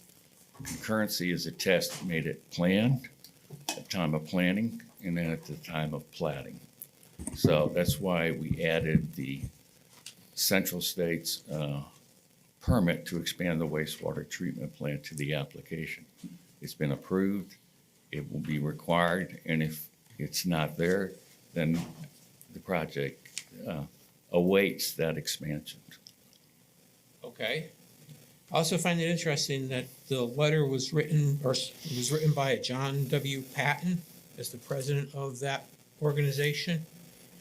And looking back on your documents, I believe that Mr. Patton signed several documents also as a representative of Beverly Hills Development. Correct? Is there a relationship as far as, is Beverly Hills owner of the Rolling Hills Oak Utility, or I have interested in how this interaction between the two of these organizations is playing out. Okay, in 1981, when this project started, the land was owned by Beverly Hills Development Corporation. They have subsequently done a statutory merger into Beverly Hills Development, okay, and that's part of the Secretary of State's filings. At the time of the development, they created related companies, but independent companies. They created Rolling Oaks Utilities, which is a separate entity from Beverly Hills Development now. Mr. Patton is an officer in both. The Collins family, Ron Collins, his children are the principals in both, okay? There's ownership differences under the various trusts that they have. And Rolling Oaks Utilities was created for the sole purpose of providing utilities as mandated by the 1981 DRI development order. And Rolling Oaks Utilities continued to provide those services to Beverly Hills units 1 through 5. In fact, ROU predates the 81 development, okay, DRI. They provide utilities, water, wastewater to units 1 through 5, to 76 DRI, and they also, the service area, their tariff as approved by the Board of County Commissioners is this whole area to include the Coffin Trust. Now, December of last year, okay, Rolling Oaks Utilities was sold to Central States, and Central States took over the operation of the utility. Additionally, so you asked for all of the relationships, Beverly Hills is currently served almost exclusively by Beverly Hills Waste Management Corporation, okay? That is also a separate entity, but it's a separate entity that is owned by the Collins family and their trusts. So they created the development company, they created the utility, they created the waste management company, a very common thing in these type of developments. If you go to Citrus Hills, prior to its conveyance of their utilities, used to have Citrus Hills Investment Chips, as they call it, and then they had the Citrus Hills Utility Company, which was a separate entity that serviced the Citrus Hills developments. Those companies ultimately were taken over by Citrus County. So they're related, but not per se related, and there are separate legal entities. Okay, thank you. Is this appropriate time to bring up questions about schools? Yeah, I think so. Commissioner Bass, were you through? For the moment, I want to go back through my notes. Okay. Thank you. Commissioner Dixon. Yes, pursuant to our interlocal agreement on coordinating schools with the county, specifically Section 6 regarding. Can you please speak better into the mic? You don't have a mic. He doesn't have a mic. I'll be happy Well, to share with you. we'll get him one. Yeah. There we go. Good morning, Mr. Stillwell. Specifically with regard to school planning and the interlocal agreement that we have with the Board of County Commissioners regarding the incorporation of school board comments for comprehensive plan amendments, rezonings, and development approvals. I have some concerns about the overall size of this project and the interconnectivity and how it's going to find enough detail in the development plan that you've provided to address those concerns. So specifically, traffic circulation plans, which serve schools, which includes just every residential neighborhood. We have to be able to know how we're going to service those neighborhoods when a new project is built. The provision of other improvements, including sidewalks, the inclusion of school bus stops and turnarounds. The applicant proposal should also include project phasing or anticipated completion, the types of units, and we need more information about, what the demographics of this thing's going to be. Is it going to be? Okay, I'll be glad to address those as top down, if you will, okay? Okay. Understand that the net change here is the addition of 1,240 new units. The existing multifamily density of 1,400 units and the existing single-family density of 6,100 was approved in 1981, vested, and predates the interlocal agreement. So as far as the density is concerned, the school board's interest, as I understand that document, is tied to the net change, No, that's incorrect. Because you're master planning this and you're creating the street pattern, the connections. Okay, and then I think that triggers more information. And I agree. Now, your land development code mandates things like school bus stops, mandates some of the items that you have identified in each and every plat of the multifamily and single family. Those items will have to be addressed in that plat document. In the amendments that we've done historically to the DRI, those issues have been deferred to the time of platting. We're not saying that they're not appropriate. We're just saying at the time of platting, reach out to the school board and say, what do you need here as far as school bus stops and the other items you listed?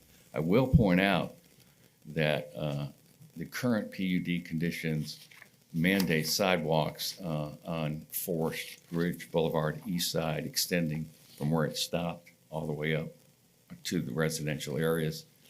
The internal roadways, roadways A, B, C, and D in this application, all are going to be funded through a community development district. And they'll all be private. And they'll all be maintained by the community development district. So all of those issues can and will be addressed at the time of platting. Well, the comprehensive plan amendment and the master plan constitutes a final local development order, so we want it addressed at the time of the big picture. Well, if you would outline those for me, okay, I'll be glad to try and incorporate them into the Board of County Commissioners presentation. I really would have appreciated if you would have reached out in advance, Mr. Dixon, but we'll get there. Well, I just got this packet just a couple of weeks ago, and I haven't had time to. I get it. I mean, you could have reached out to me and said, hey, we got a Well, 7,000 unit.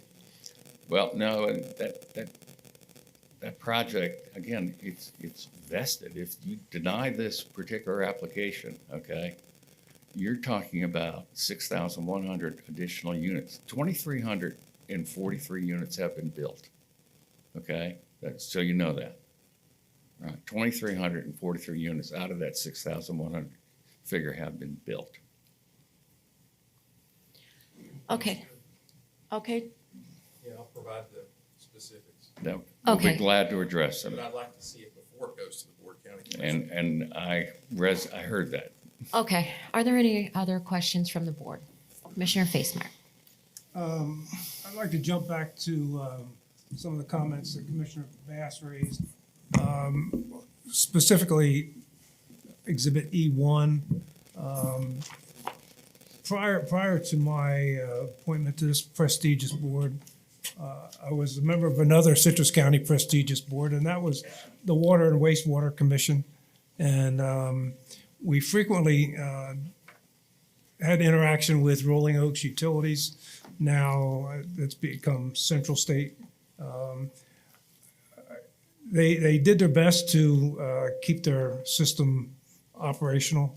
I'm just concerned that an expansion of this size without some assurances from the developer as to them meeting the needs of 6,400 homes in the future.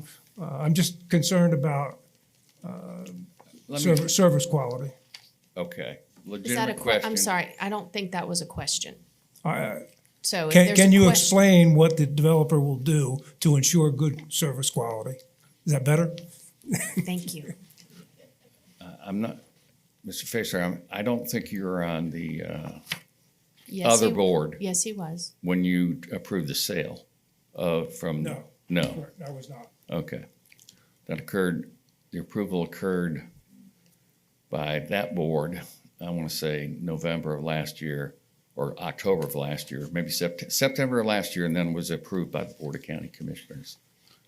Within the framework of that hearing, you have to understand Rolling Oaks Utilities, as I outlined, was a local company and a local business.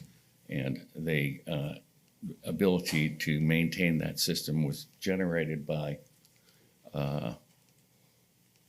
revenues from units 1 through 5 and unit 6 and the 2,300 units, okay?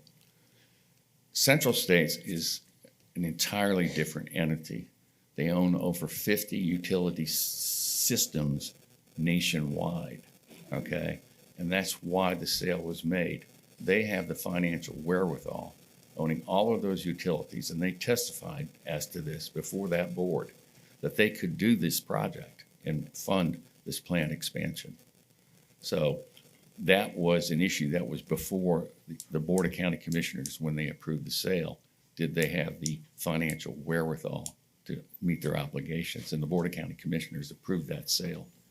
So they're much larger and bigger and have a history of operating smaller utility systems. So you're testifying that at build out, modern facilities will be available to these new customers. If I can first, he doesn't testify. Remember, he's a lawyer. Yeah. He doesn't give testimony. He doesn't present facts. He just makes argument. So it is your position that The that permit, build-out- if you read it, requires by the year 2025 that plant be online. This project, the DRI, is got a timeline approval through 2045. But the DEP permit says online 2025. Okay. Thank you. Anyone else have any questions for the applicant? I'd like to follow up on a couple. Okay, Commissioner Bass. If Central State is now the operator of the water system, why did we not get a letter from them that states that they could meet the needs of this development and an assurance that the plant would be online by 2025? We're entering 2024, and that's a year away, basically, for a God knows how many $1 million plant, which seems like it would not be done. So that Okay. was that's more of a commentary than anything else. yeah, we want to have questions so that he So, can give you The clear, concise operator of the answers. utility at the time we filed the application signed off on the capacity. That's what you do, Okay. I wasn't requested to update that by the Okay. county staff, nor by the county engineering department, nor by the county utility division.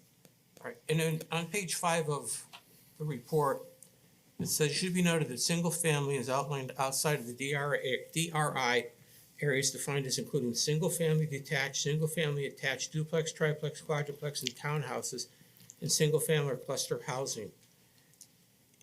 This That's- plan will have those various types of, No, it's when the staff report came out, the revised master site plan says in areas,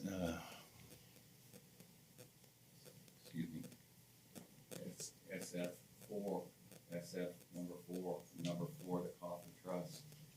The master plan says single-family attached and townhouses or attached housing. The reference to duplexes and other things have been eliminated.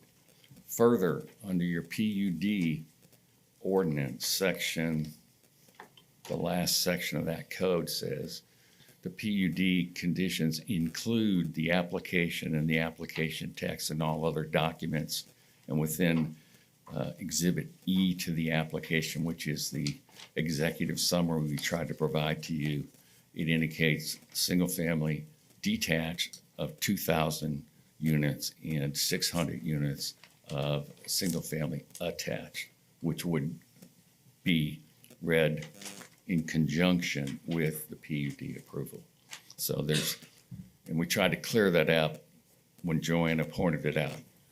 The MF units, rental units, are abutting the commercial as outlined by the map, and the rest of it, which is the milky yellow and the orange, is single-family detached and attached housing.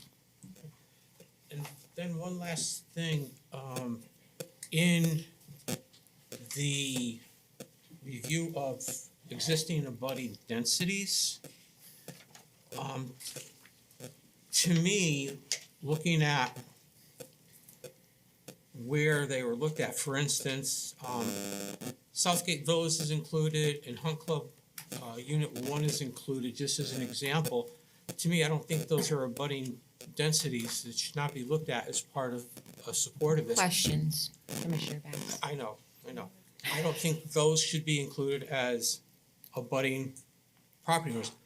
Why were they considered as abutting when they are not adjacent to that, the proposed development? And as part of that also, I believe Black Diamond was included. Again, why were those included? when What we abutting tried is to do next is, door? what we tried to do there, and Avis is going to answer this beyond me, is we tried to give you the matrix of what has gone on in what we call the Central Ridge area in the patchwork type of development. And that's why we included those. Some of those may or may not, in your mind, be relevant. I would only point you out to the mini farms, which is 2 units per acre, which is south of the Coffin Trust and east of Beverly Hills Unit 8. Thank you. You have, with no buffer, you have 1/3 acre lots, which is essentially what we would be doing on the perimeter, single-family development, up against the mini farms, which is 2 units per acre. I could ask Ms. Coutu, but I can tell you, there's no history of conflict between those land uses. It's residential to residential, but Avis can further answer that question if you'll allow it, Madam Chairman. Has this question been answered to your I'm satisfaction? fine at this point, thank you. Okay. Do you have any other questions? I'm done, thank you. All righty. Anyone else have any questions for the applicant? Commissioner Barmes? Mr. Stillwell, on the fire station DR threshold is met, you said that the fire department is going to build a 2-bay fire. No, my client's going to build that. Your client, so that was a misspoken. Yeah, that's what the DRI order says. The condition as modified, again, we try to direct it down to across from the Civic Center surrounded by a park, but we also have put in our condition that the exact location will be determined with the approval of the Citrus County. Okay, you have an overlap of fire districts in this area. They may not want it there when 3,000 units are approached. And so what we've said is, when we get to 3,000 units, we'll sit down at the table and figure out where you want it, and then we'll build it.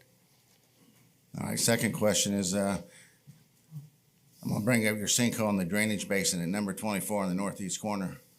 What are your protocols on what you're going to do as a developer to protect the environment and protect passage of people and animals? Okay. That particular site is not within the legal description of this application. It's on the golf course. And it's been on the golf course since it was built. And basically, I don't know if you play golf, Mr. Barnes, or not, but if you play that hole, it's just like a natural area. There's nothing around it, and it's not maintained. There's no fairways. It's just a wooded area. And can I ask his opinion of something, or do I have to ask you an actual question? Well, he doesn't give, Okay, I'll just ask the question. And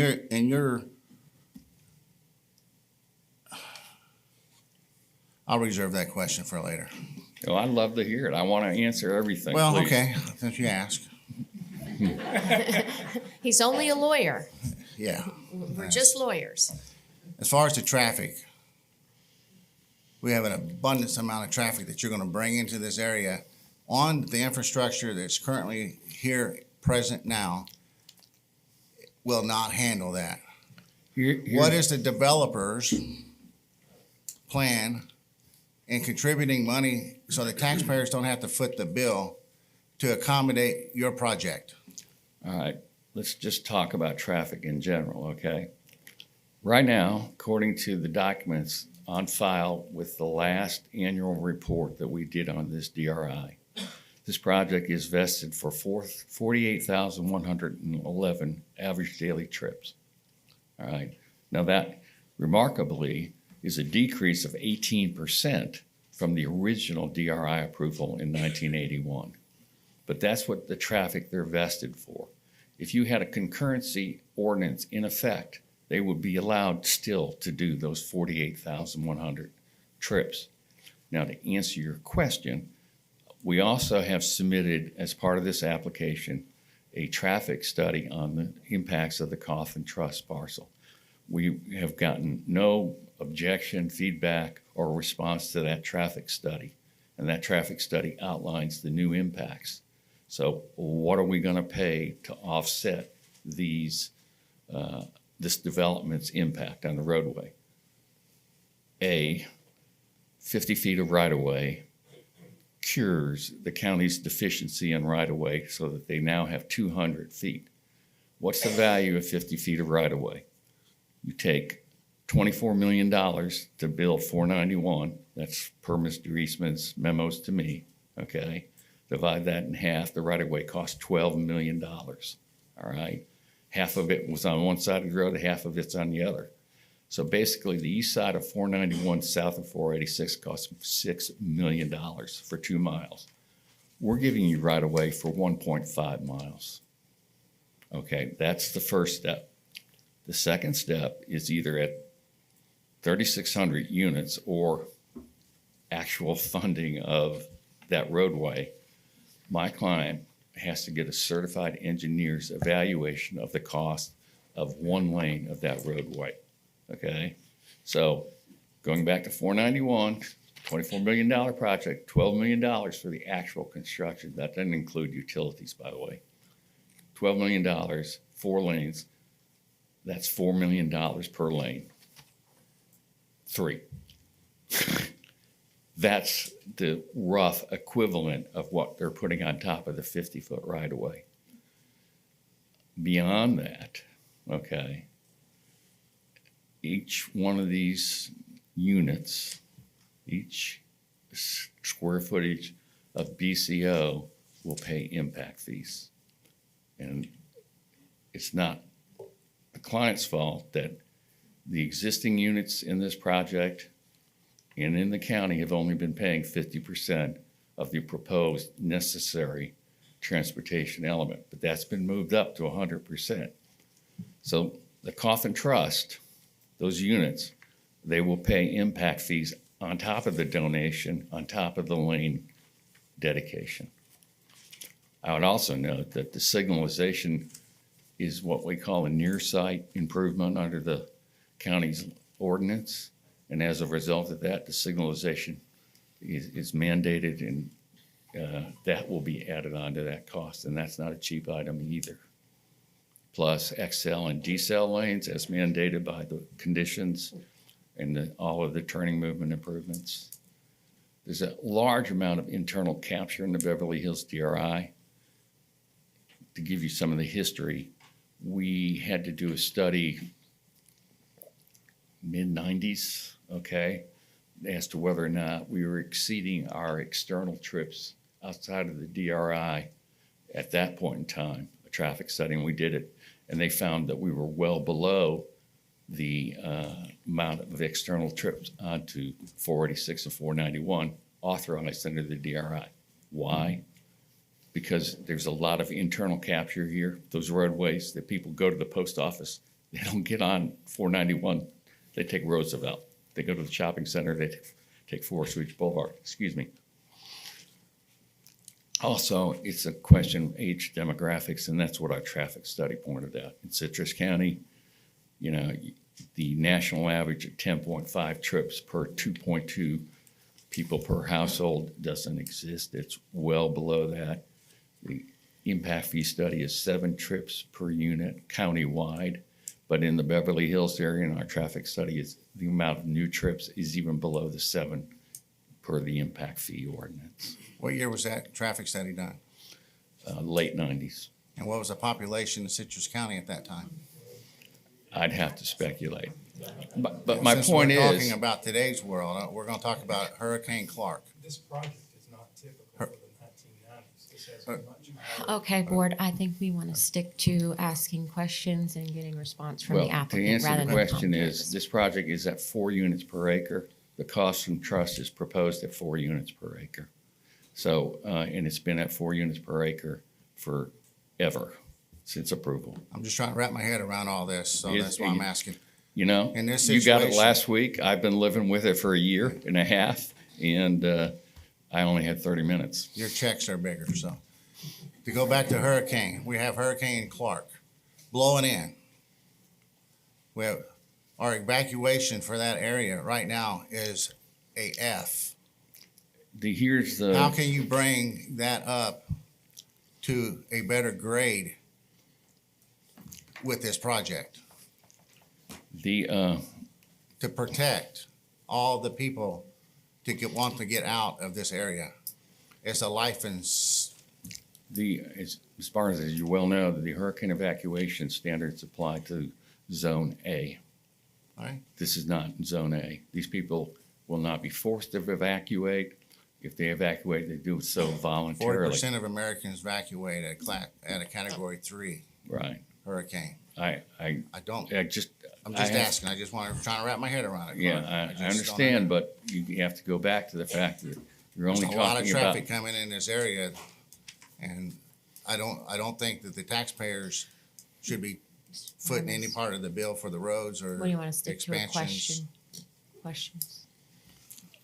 The roadway 491, to the extent it is required to be expanded, okay, as we sit here and talk today, then there's no nexus to this project at all. That is being done by, if you will, the approvals of since 1975 when we had zoning. This project is not contributing the necessary traffic that is triggering that roadway expansion. It's coming from somewhere else. Thank you. You've answered my questions. Thank you. Are there any other questions? Yeah, I have questions. Commissioner Bramlett. Can we break this down just to make this a little bit easier? I have some, I just want to make sure I understand. And then on the break, I heard some of the other people in the audience out speaking. I just want to, can we break it down by color and make it kind of easy? And can we start with the red area in this particular application? Can you just tell me, based on what's changing from what it was to what you're asking in the red area, what is changing? The authorized square footage is not. The acreage is. It goes from 89 acres of red to 111. Of that, on the master plan is designated what they call the lagoon site, which wasn't addressed. That is 20 acres just for the lagoon project, of which that 20 acres, 7.5 acres is the actual lagoon. That is the acreage change. The acreage changes, but not the square footage. There's no increase in the commercial square footage. Now, Road D is proposed as a reverse frontage road in lieu of a internal frontage road. And if you review the county engineering report, they accept Road D as a reverse frontage road. So we think a frontage road in those two areas, 2 and 3, between is not necessary given Road D as it applies. You'll note that we have taken that reverse frontage Road D and brought it down to a point where it doesn't have to cross the median open space area. In BCO 1, we've added acreage, but that's because of the lagoon. The lagoon site basically prohibits the traditional frontage road that was envisioned in 1988. And we have submitted to the county staff a conceptual of where that road, the frontage road, will go in there. So the frontage road stays in BCO 1. That's not a change. It's not that linear type matching, paralleling. If you're familiar with the office district south of, down in the south part of the project, that frontage road has been built on 2 lots, okay? Interestingly enough, it is not 50 feet. Interestingly enough, it is not dedicated to the county nor maintained by the county, but it is a frontage road in front of those 2 retail uses. So that's the change in the BCO areas. The access points, there's one additional access point in those BCO areas. Now, next caller. Next question. Yes, next question. On the map that I have here, it's actually like a brown, but up there it's the bright orange directly behind the red. We're just gonna go west to east. MF1 and MF2. The MF areas are allowed for 1,400 rental units, multifamily units at this time. That number is not changing. It's not increasing or decreasing. 1,000 units are dedicated to those 2 MF areas, and those MF areas have been decreased in size somewhat. One of the things I want to say about the increase in the BCO acreage, by not increasing the square footage, that means that and the ISR stays the same. That means you're going to have more open space. Okay. Going west to east, now we have you called it the milky yellow area, the SF1. Yeah. Which is a broad, that's a part of the original DRI. Mm-hmm. In that particular area, what is changing? Nothing. So it's exactly the same. Okay. Correct. Now the internal road system has changed. Right.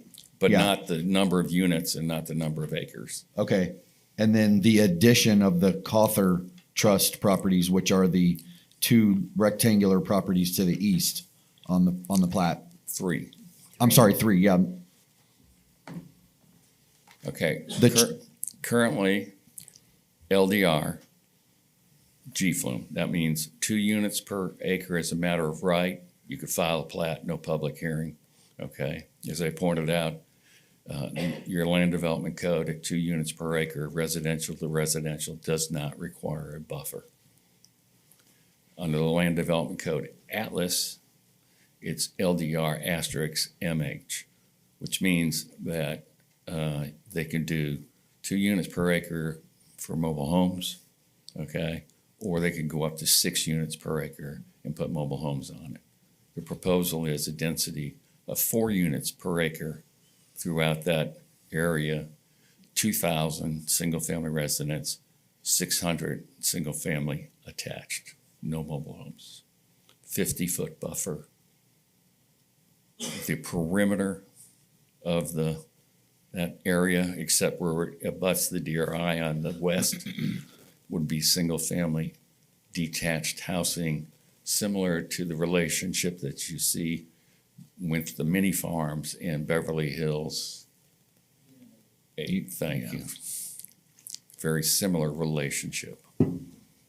So no access from any of the adjacent neighborhoods to the east, south and north for the Cawthor. Correct. They'll all just access off of the 491 and the new roads that are created. A, B, and C, yeah. I will point out that similarly, there is no access proposed into the Laurel Ridge existing subdivision, which is contrary to the existing DRI that allows that access. But we heard from their representatives, they did not want that. We understand it. The road was moved and no access. Okay, and then my final question, I think for now, I heard you talking to Mr. Bass about it. In the Cawthor Trust properties, the single-family residential, the definition of that, single-family detached actually includes like some multifamily, the duplex, right? No, Okay. Okay. This kind of goes back, okay, within the DRI, the SF areas and what can and cannot be allowed is defined by the ADA, which was done in 1981. As far as the Cawthon Trust goes, what can and cannot be allowed is going to be defined by the plan if you allow the PD overlay in the PD. Now, your land development code expressly states that the conditions in the application carry over into the PUD. Within that application, we set forth 2,000 single-family detached houses in those three areas, okay? 600 single-family attached housing units, no multifamily. We tried to make that clear in that, and then again, I'm repeating myself, on the boundary with the mini farms and Fairview you would have the 50-foot buffer, and then you would have single-family detached, similar to what you have in Beverly Hills Unit 8. And then internal to that 600 and some acres, you would have the attached housing. Okay, thank you. Are there any other questions from the board? Commissioner Facemeyer. We touched briefly on a significant part of this application, and that is the lagoon area, the lagoon piece of this. So I'll phrase this in the form of questions. Can you be specific about the project? Can you tell us about the project specifics and the project timeline? Well, I can tell you that the lagoon area and that one area is the first area that would be developed, okay? I can tell you that those areas that are next to the mini farms and Cawthon Trust are 10 to 12 years out. The specifics as to what is or is not in the lagoon, Mr. O'Brien is the man that would answer that question. Would you like to hear that? Yeah, I mean, yes, Okay. I would.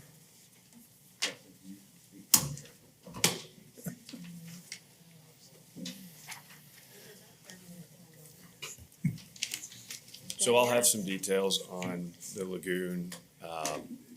You don't have to be some of the things too we've deep, done.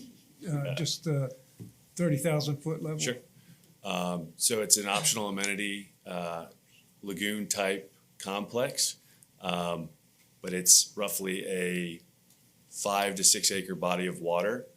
It's something that would be towards the front of the project. I think the logical path of development would be to start in those commercial or multifamily areas and then to work south in general. I don't know if that answers the specific question about the lagoon. Yes, it's fine, thank you. What BCO is it located in for? One is shown on the map. I think it says 2, doesn't it? Or Top is this- one, BCO 1. Oh, okay. It should be one. Mine says one. The northernmost BCO. Oh, it's moved, okay. Yep, I see it now. So it's up here? Commissioner Facemeyer, did you have any other questions? No, I don't, thank you. Commissioner Royce? Kurt, you have any questions? No. Commissioner Royce oh, okay. Madam Chair, Okay. I'm sorry. It sounds like I heard from Mr. Stillwell that there may be a change to something that we don't have. Maybe you could get clarification on, what it is we don't have the latest of, because it sounds like when Mr. Bass was asking him questions about designated housing types, that he said we don't have the latest. You might we want to make sure whatever it is you all do is based upon what's in your packets. The map that's in the PowerPoint addressed that there was a footnote that said that the housing in the Coffin Trust could be duplexes, single-family attached, multifamily, single-family attached, etc.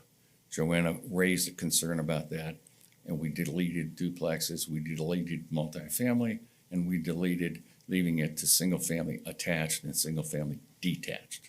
And where is that shown on? It's on this map that's you're staring at in the footnotes. So it's in the packet. Yes, ma'am. Okay. Mr. Stillwell, so is there a phasing plan for this project? And I think what you just told Commissioner Facemeyer is the build out for this project that's presented is 10 to 12 years. Is that? All right. The DRI has all DRIs have a lifetime, okay?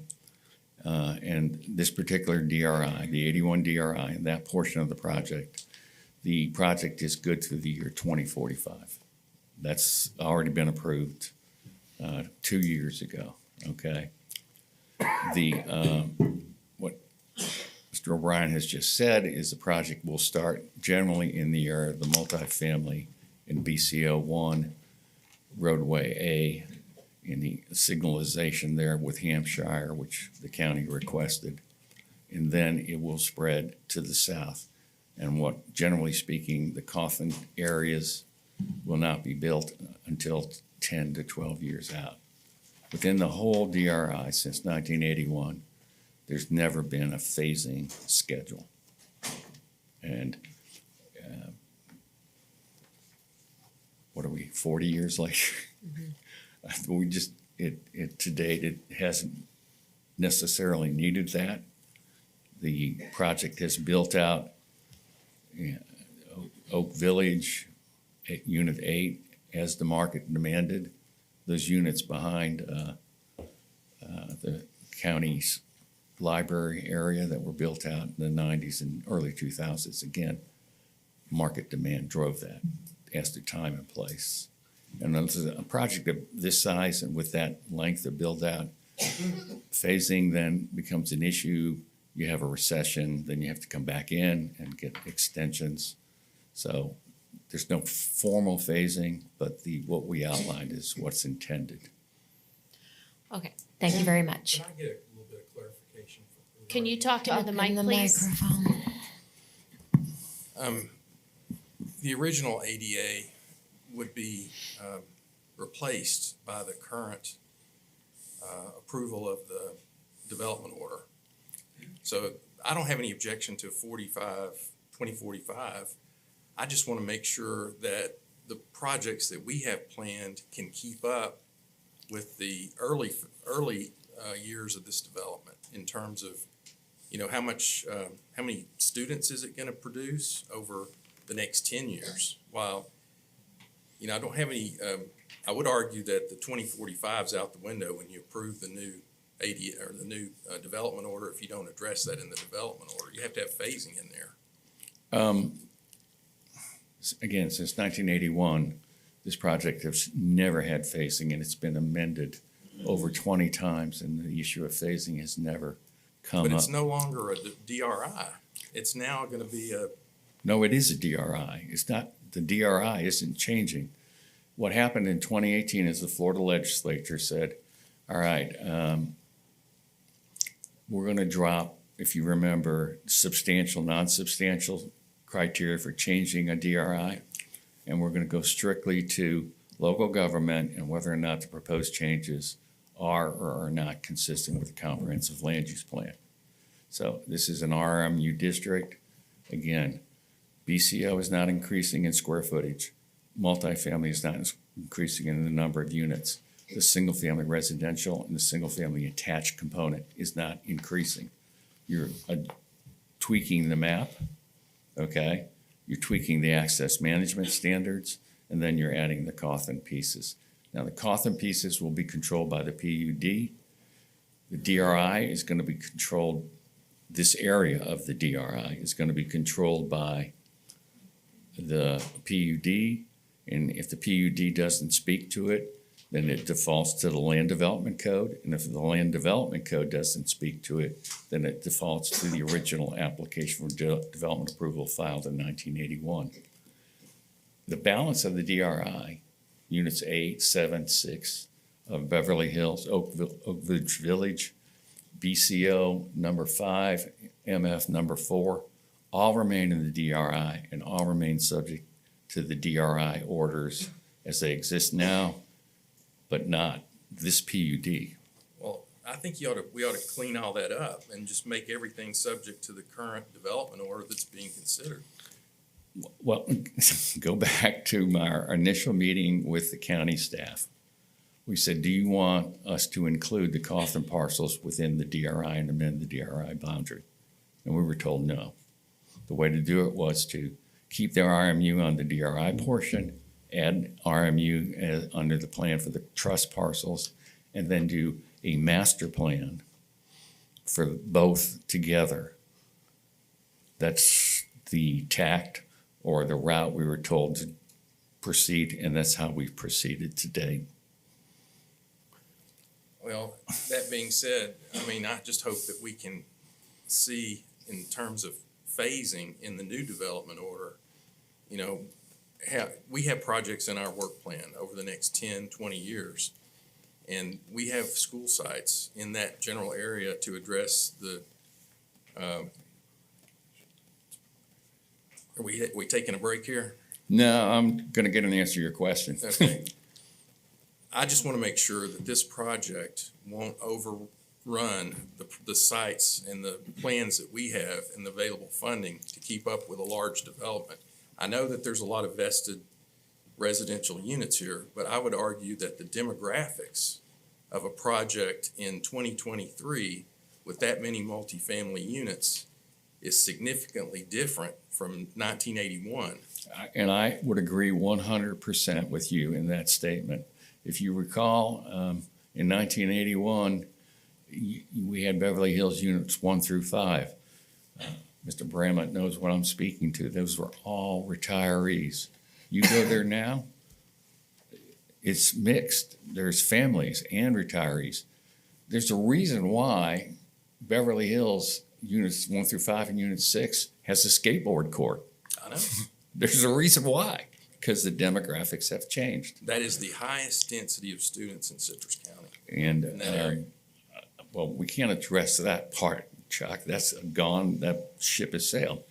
If you need a preliminary scheduling, phasing schedule, it's on the table, okay? It's never come up before. I can't give it to you here today on the fly, but we'll be glad if you want a preliminary phasing schedule to address that issue. I would like that. I mean, I would like to see that before this moves forward. Well, for us to answer your question, you need to tell me. Okay, gentlemen, I think y'all had this conversation earlier and Before, we're having yes, it ma'am. again. Well, you'll work that out. Are there any other questions? Okay, I'm seeing, oh gosh, yes. I'm sorry, I'm not trying to harp on this amusement park or whatever you call it, but it's going to be CO1. Right. Right next to the crematorium and the funeral home and the cemetery. No, it's going at the corner right next to the signal, the light that the star or the asterisk designates where it's going to go. It's not going next to the funeral area. I don't see an asterisk. You see Which an packet page are you on? Let's make sure we're all on the same packet page. Oh, you don't have page numbers. No, we don't have page numbers. That'd be nice, though. It would be, the online version has numbers, but y'all's, I guess, doesn't. I don't see an asterisk. No, and Mr. Gibbs tells me it's not there. It's in the text of the application that's where it's going to be. And we can be glad to designate that location and address that issue. It'll be a little late. No, it's in the text, so we didn't try not to hide that or. Madam Attorney. But in any case, the lagoon is optional. That is designated on here, right? It's optional. Well, the first thing we've had to determine was whether or not this lagoon was an authorized use in the BCO district, and we got that clarification from the County Development Services. The BCO ADA speaks to recreational and commercial recreational activities, and that's exactly what it is. What Justin didn't tell you is that type of facility is open to the public. The residential areas, they can get annual passes. The Metro, this particular project, they have done them in Pasco County and Hillsborough County successfully. Within your backup material, there's an article from Florida Trend magazine recognizing in Pasco County the developer's project in that lagoon area that they developed and the success it's had. So And that's gonna be the first thing built. that's what Mr. O'Brien's testified to. Generally. Any other I mean, questions? first we got to give you the right of way. I wasn't here in 1981. Well, like I said, I was, and it's really coming home to roost. You were 31 then too, right? I was 31 then. So you do the math and figure it out where I am today.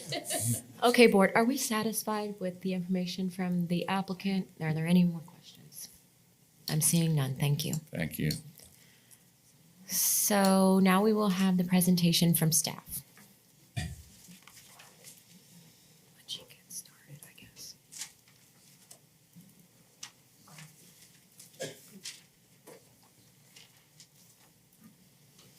Madam Chair, should we ask if she wants reminders as to time? I plan to do it. Oh, If I get near 30, y'all can start throwing things at me, okay? I don't have that much Deal. to say. You may regret that. And I said that on tape, so yes. All right, so large application, yes. I'm going to try to clarify some of the things said by the applicant. I'm also going to directly contradict some of the things that were just said by the applicant. First of all, there was some discussion about a new map and an old map. There was a new map, and it's in your packet, dated November 17th. It came in after the building had closed on quasi-judicial via email. So it is in your packet. Obviously, I cannot put that in the packet backdated for the PowerPoint or the staff report. What that did do, one of the major change in there, you heard him talk about, he changed a buffer from 25 feet to 50 feet. I'll talk about that in a moment. And the definition of single family did change. Single family no longer includes duplex, triplex, quadplex, and townhomes. It is single family detached, single family attached, or single family cluster. So those were the changes in the new map that you do have in your packet, but not addressed in the staff report. All right, so this is the master plan that was previously submitted. It does look very, very similar with the exception of the buffer that was changed. And I'm going to go into some detail, and unlike normal, I'm going to actually refer to my notes here a little bit because I don't want to forget anything. So this is the existing DRI. Very quickly, you've heard quite a lot about this. To point out, the DRI is completely on the east side of 491. It does not cross the road. Development of regional impact, or DRIs, are mechanisms created by the state some time ago for very, very large developments that they felt would impact the surrounding region and not necessarily a particular city or county. It's no longer in the statutes that way. You can't have a new DRI. It's taken out, and the state legislature has pushed that back to the individual local governments. That's why they cannot add areas to the 1981 DRI, because there's not a mechanism anymore to do that. But they can ask to try to use the same standards. They're not, and I'm going to go over why they're not. All right, so this is a zoom in to the commercial and the multifamily. The reason I wanted to talk about this quickly is you just heard a statement saying there's no changes to either one. That's not true. Multifamily in particular in the DRI says 10 dwelling units per acre. They are asking for 20 dwelling units per acre. Yes, they are absolutely staying within the overall numbers in the DRIs. We've found in the DRIs those numbers were usually pie in the sky, super large. So I don't really have people usually butting up against them. In this case, they will not. They will stay within the multifamily numbers if this is approved, but the density they're requesting is double what would be allowed right now in the DRI. So that is pretty significant. As far as the commercial, They are changing some of the setbacks and impervious surface, and I'll go over that in just a little bit. So that is also changing. That's the red areas there on 491. All right, so zooming into the commercial, there are 3 access points to this development. One of them does line up with Hampshire. That's at the request of our Engineering Technical Services Division. And by the way, I do have one of their staff members here to help me with engineering type questions because I am certainly not an engineer. But you'll see some there in BCO1, you'll see optional Metro Lagoon. It's listed there on text. This is the previous site plan, but I think it's also on the new one. There's not an asterisk, but there is that text when you zoom in. It's kind of hard to see on what you have in front of you. All right, going out to the new areas. These are the new areas added. They're in a kind of orangey tan thing. Chuck would probably call it Tennessee Volunteer Orange. But it's there, and it is removing the idea of multifamily here and of duplexes, triplexes, quadplexes, which we define as multifamily in our code. So that is being changed. They also have proposed to add a 50-foot buffer. Now, I didn't really get quite an answer on what kind of buffer that is proposed to be. At least half of it is already cleared. Definitely recommend a heavy buffer. Do not agree with the applicant or the applicant's planning analysis in the report that says that residential next to residential is always compatible. There is a significant density change here, and I'm going to go over that. So that's not a given. So there's the 2 areas that are significantly abutting areas that are very, very low dense. And I'm going to zoom in here. So here's what you got. You have 2.3 acre lots and you have 1 acre lots. These are going next to approximately 1/4 acre lots as proposed. That is very significant. I appreciate that the buffer is no longer 25 feet and is now 50 feet. That's good. However, the fact that the density is changing so much in this area is absolutely a concern. You heard some talk about, well, they can do 2 units an acre already of mobile homes. They are zoned for mobile homes. If someone wants to come in here and plat, engineer, and construct roadways to put in a mobile home subdivision, sure, up to 2 units an acre. What they're proposing is 4 units an acre. Just because something is allowable by a PUD request does not mean that it's automatically compatible. All right, I wanted to talk about development setbacks because this also is significant. Throughout the Beverly Hills DRI, there are statements on what's allowed. 25-foot front is a given. Side and rear of 5 feet. Those are period throughout the DRI. The new fairways at Twisted Oaks, which was by the Twisted Oaks Golf Course and by Laurel Ridge, complied with that. They wanted less, but in their PUD, we did not allow that, and we stuck with 25 feet. This developer is wanting 20 feet front and 15 second front. So that right there is a concern. The other one is right below there, the lot coverage. The 50% ISR for residential in Beverly Hills DRI is throughout the DRI. That, Laurel Ridge wanted it, didn't get it.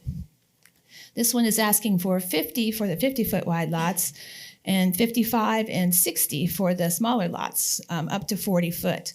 We don't have anything like that throughout the DRI. So the fact that this is actually elsewhere in the county, it's not the DRI and it's not Beverly Hills. So that definitely is a staff concern as well. The multifamily lot coverage of 70 is also a concern. That is generally our commercial ISR, not our multifamily. That also is quite a bit compared to the current DRI. And this is part of the area of Beverly Hills DRI. You all know this. This is Laurel Ridge. These houses are also not very dense. And I didn't know I did a comparison in the staff report.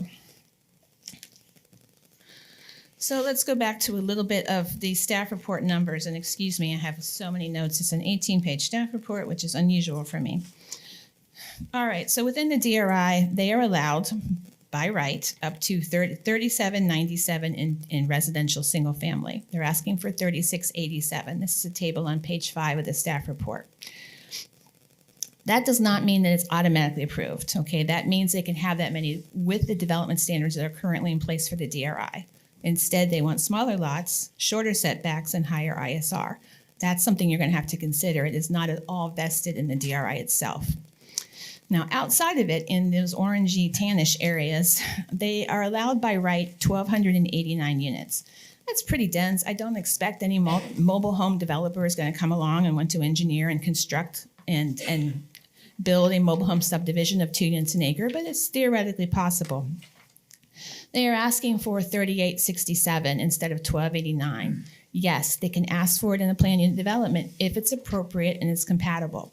In this case, I think it's too much with the surrounding area. And that was it, actually. I'm probably missing some stuff. The reason I wanted to, you're gonna have to send me back, Liz, because I can't seem to go backwards to the very last one. Thank you. Or actually, that's fine. So in the staff report, I did go over all the conditions, particularly those from engineering, and in detail. The applicant gave us their proposed conditions, and I have the proposed conditions by staff. You'll see that staff actually has question marks in the conditions. You don't normally see that. Not a fan of some of the conditions that they're proposing. Some of the items that came up from the cross-examination y'all did of Mr. Stillwell. Very quickly, you heard him say that there will not be access to Laurel Ridge. That's not part of the DRI. That's supposed to be an interconnecting development. So definitely have some concerns about suddenly making that a pod by itself. Haven't seen that. It's not in the application. We want a little bit more detail on that. You did hear him say he would not connect to outlying areas. The DRI will not let him connect anywhere that's not got a blue arrow there. But those three areas are not part of the DRI. The only road that actually could access it, there's one to the south, way down south, about right here. There's a road down there, and they possibly could access that, and we can put a condition in if that's something that those particular residents have warranted. They are not part of it, what appears to be an organized subdivision. Otherwise, I know there's a lot of engineering. We are proposing not to follow the setbacks, not to follow the increased ISR. The 50-foot buffer is great, but I would like that further defined, either a C or even a D, although a wall or a fence is quite a bit lengthy in this particular scale of project. And like I said, I have engineering here to help me on those. Joanna, you only have 20 minutes left. Oh, gosh. I told you I never am going to talk for 30 minutes. I can't imagine a project that I have that much to say. You've heard a long history about the DRI. But do you have questions? And particularly, I'll bring the engineer up if you have those questions. Well, I think first what we'll do is ask the applicant if he has any questions for you, Clark. Oh, he's out of time. There gotta be questions, no comments. So I want to address. And the mic, please. Joanna, if you could look to the 80-acre, do we call it orange or brown, up there in the far northeast corner of the project that is bordered on two sides by the DRI and then surrounded by Forest Lake North, okay? Your concerns about density and setbacks in that particular area, do they hold true as against the areas that abut the mini farms and Fairview?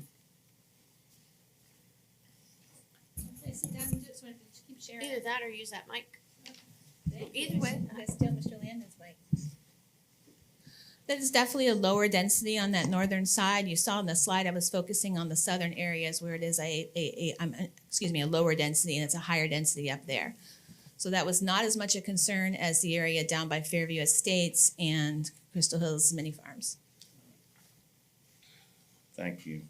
Now, within the staff recommended conditions on access management, the dedication of right-of-way, et cetera, BCL 5, the area south and west of Forest Ridge intersection with 491, would not be subject to these new conditions. Is that correct? You're talking about right-of-way requirements? I'll call my engineering expert up. Bill, you're gonna have to come up and talk, sorry. He was happily hiding back there, but. This is Bill LaFlame with the Technical Services Department, and he was sworn in earlier when we all stood up and raised our hands. All right, but before you get out of here, Joanna, the staff report indicates that roadway D, as far as BC areas 2 through 4, as a reverse frontage road is acceptable. That's what the county engineer said. Is that acceptable to the planning department as a reverse frontage road? Unfortunately, the planning department does not review that. I punt to our technical services experts here. Fair enough, okay. BCO 5, Bill LaFlame, Citrus County Technical Services. BCO 5 is not part of this application, is that right, Joanna? No, Okay, so that wouldn't, the right-of-way dedication wouldn't be tied to that, then I don't think so. As far as Road D being a reverse frontage road, we did say that would be acceptable as long, they are gonna have interconnected parking lots as well, and they need to extend it to the north, which is not showing on the master plan. But, Thank you. Joanna, in the staff comments, they wanted the frontage road at BCO area number 1 marked. I know it might have been post the submittal time, but did you not receive a revision showing that reverse frontage road in that area? And the mic. If it's not on the November 17th, then no. Okay, it could be there. If you would. You again. Yeah, the reverse frontage road as per the existing DRI says it's 50 feet minimum, no definition of width, no definition per se of location, and no definition as to width of pavement. It says 50 foot versus right of way. Would the county engineering department, if they're gonna keep that language, agree with a condition that says that's the frontage road or as otherwise approved by the county engineer? Does that, and the reason I say that, the 50 foot is a local road. That's why it was put in originally. And these are no longer local roads. They're not gonna be county owned, not gonna be county maintained, and they don't service each other. They don't connect like originally proposed. So my thought process here is, yes, the frontage roads are mandated per your plan. There's no doubt about it. Cross access is mandated by your plan, but I would prefer the flexibility of having that road designed as approved by the county engineer. He's referring to this particular last statement that says we're allowed to right away. That's his proposed text. We were not happy with that. We wanted it at least 50 feet. That was the original text, so it wasn't 50 foot right away. Yeah. What's that, right? So they wanted to say that it'll be approved by the county engineer. Or as approved, or as approved. Or as approved. It's up to you. I think the commitment of 50 needs to stay, but otherwise. And we didn't discuss changing that, so I don't know that we want to approve it, adding that to it. I'm at this sorry, time. could, We didn't discuss changing that with the county engineer, so I don't think we'd want to add that at this time. Right, what he's asking for is to move the 50-foot requirement and say, or as approved by the county engineer. I'm not comfortable with that at this time. We can certainly continue. You'll see in the conditions, it does account for further discussions with the applicant. What I'm saying is, if you maintain that standard, then you add or as otherwise approved by the county engineer. But I'll move on. Joanna, did you get any input from the mini farms relative to this project? I don't really know exactly where everybody lives. We have very few public input in the packet, so. In your history as a planner, have you run into issues of conflict between the mini farms and Beverly Hills Unit 8, which is adjacent to it? As a planner, I would not know that. I'm not, the Well, sheriff would be I responding. thought you went to code enforcement. Yeah, I testify when there's formal complaints, but I don't keep track Have you of ever where they are. testified on? In Beverly Hills, yeah, of course. No, on mini farms in Beverly Hills Unit 8. I'm sure I have, but All right. For the county engineer, there's a concept in your condition that mandates that we, not only will there be dedicated the right-of-way that will pay for the one lane at a specific time to be defined, but it also speaks to also including a clause for shared drainage. And I'm interested in trying to clarify that. Does that mean shared drainage for the full County Road 491? Or does it mean shared drainage based on the developer's responsibility for one lane improvement of County Road 491? So the conditions actually do say, as far as the funding for the CIP, it does say when it's funded in the CIP specifically. it does say to provide storage for the full And, build-out. and as for the stormwater, full storage for the 100-year storm for the full build out of 6 lanes for the stretch of 491 fronting this project. So that is the language in the conditions currently that we proposed. So it's Yeah. not from the intersection of Unit 1 all the way around to US 41, to clarify, that shared drainage, okay? But it is for 491 as expanded to 6 lanes as it fronts the DRI in front of these BCO parcels. Yes, Does that include BCO number 5? BCO5 is not part of this project, so. You know, just a common sense question. Do you find it problematic that the county's only going to get part of the right of way and not the rest? How do you answer that? I mean, how can you plan it? Mr. Stillwell, could you please speak into the mic? I understand that you want to design and plan this road right away, and I understand that you want Is this the a question? Yes, I'll get Okay. there. And I understand that only a predicate is what lawyers call it, okay? So I understand that you want the additional right of way for the full length of the road. So in your planning process, if you don't have the frontage in front of BCO 5, is that not problematic to you? Does it represent an issue? She doesn't have to answer that because she didn't talk about that in her direct examination. It's in the staff conditions. I'm sorry, we're just going to have testimony and questions from up front here, not from the audience. Thank you. We haven't studied that at all. You're asking about a parcel that's not part of the project. I mean, I don't really know how to answer that question. I appreciate the answer. Thank you, Madam Chair. Thank you, Mr. Stillwell. Okay, would the intervening party like to come up and ask questions or cross-examine staff? Please come up to the front and reply no. I like that answer. That answer that you gave from the back. No, we are quite happy with staff's report. Okay, thank you very much. We plan to support it. Thank you very much. Are there any questions from the board? Guys, first, I'm sorry, I thought it was done.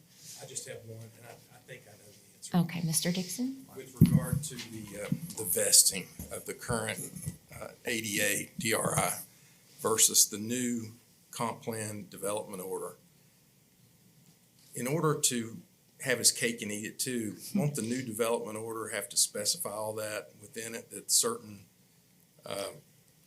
limits that are given to the ADA apply to the new project? Right, so there's a condition here that says all other terms and conditions of the 1981 DRI still apply. So if it's not spelled out in the conditions as a specific item, everything else in the DRI does apply. But doesn't that like give him his cake and eat it too? If we got this shot at approving it as a comprehensive development order, why are we letting him have the benefit of vesting that was done in 1981 when the conditions have changed?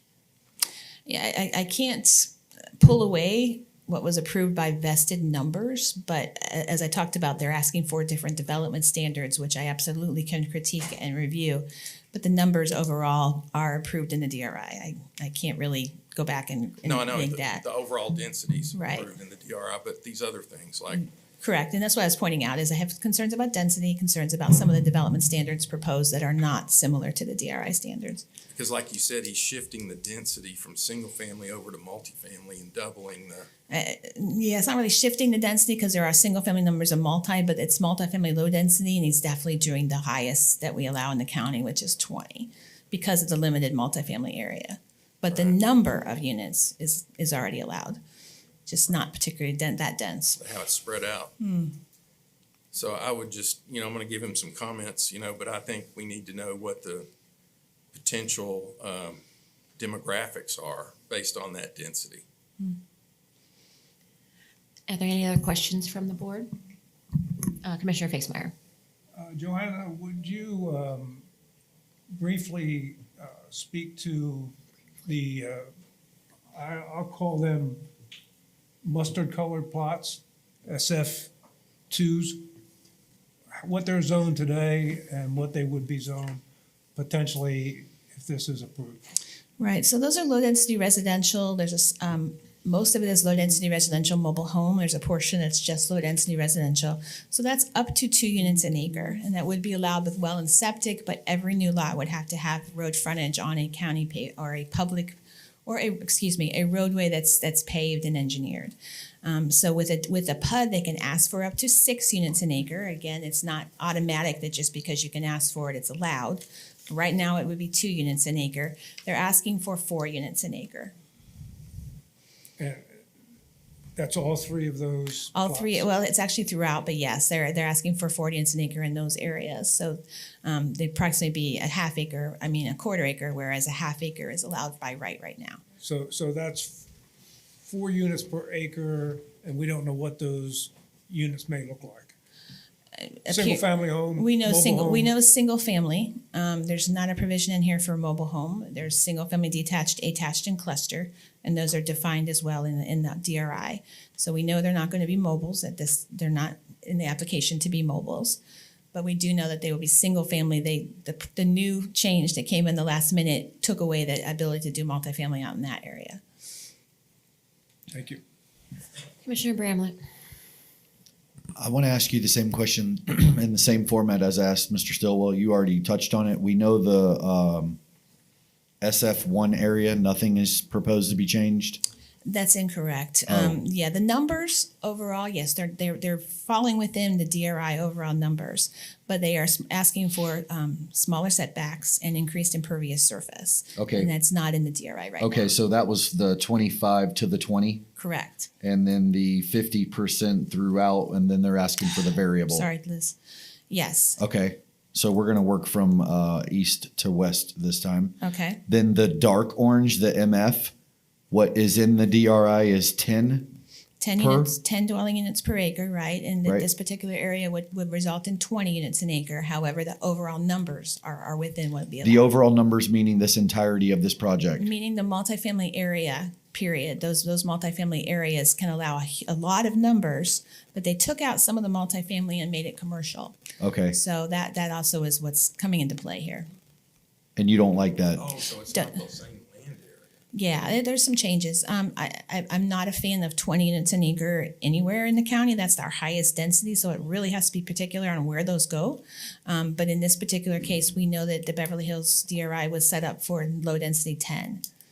Even though the numbers technically could, but it's being pushed in a low place. So you don't think that 20, and I'm just playing devil's advocate Understand. now, in this particular area is one of the more developed areas, in my opinion, of the entire county. Mm-hmm. It's in the planned service area.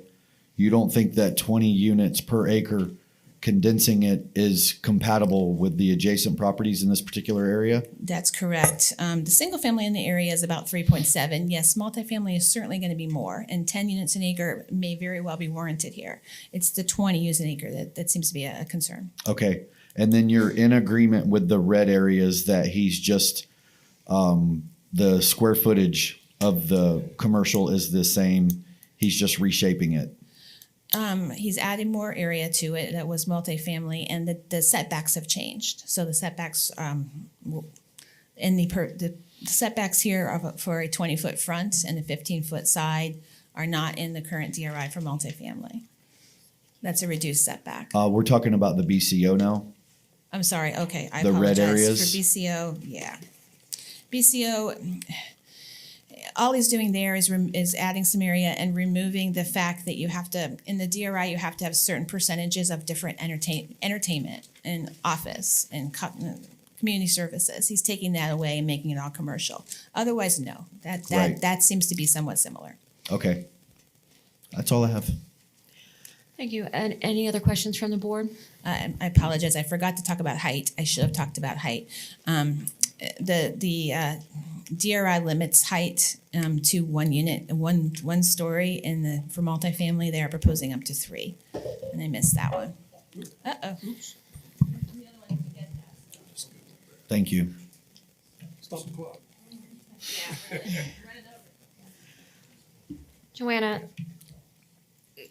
I heard the applicant talking about the right-of-way, and I read in the staff report what technical services comments were. And I'm still not clear exactly what is true or not true. So what is your interpretation of where the DRI stands as far as right-of-way acquisition? I think this is very much a work in progress. We do know they have to donate some right of way. You know, the DRI talks about 30 feet. That's not helpful at all. But at the time in 81, that probably seemed like a lot. Technical Services is talking about 50 feet, and they're trying to get them to also help with the stormwater. Absolutely, they need to give some right of way, and we're still in that negotiation. I don't have anywhere clearer to make that. Okay. Are there any other questions from the board? Okay, I'm seeing none. At this time, we will take a brief recess and we will resume the meeting at 12:25.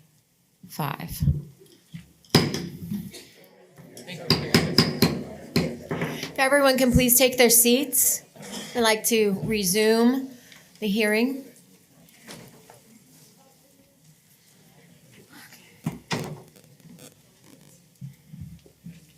Okay, at this time, we will have the presentation from the intervening party.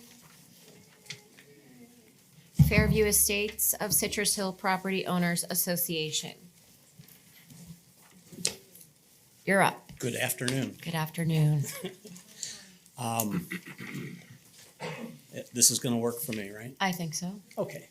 My name, again, is Ray Wolfel, 4334 North Indian Head Road in Fairview Estates. I am the president of the Fairview Estates Homeowners Association. In my past life, I was building commissioner and zoning administrator up in the northwest suburbs of Chicago.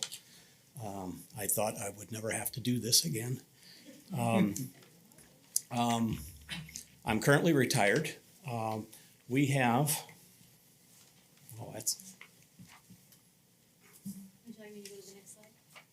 there we go. I think I was pushing the wrong button. Fairview Estates has an identity crisis. We don't touch any major roads. So whenever I tell someone that I live in Fairview Estates, they look at you with a blank stare and wonder where it's at. Other than cut-throughs going from Norvell Bryant to 41, most people don't know that we're there right in the middle of the triangle. Please notice on this slide, I need this too. This, Very top circle. the top thing's a pointer? Very top. See the circle on the top of the remote? There you go. Just give it a second. Oh, okay, there we go. So, whoa. What am I aiming at to do that? This? No, the screen. There you go. Kind of, but it's got a severe lag. Oh, that one. There we go. So that's us in the middle. And mostly what we are concerned with are the two parcels, 3 if you count the top one, but the 2 parcels that abut us and the mini farms.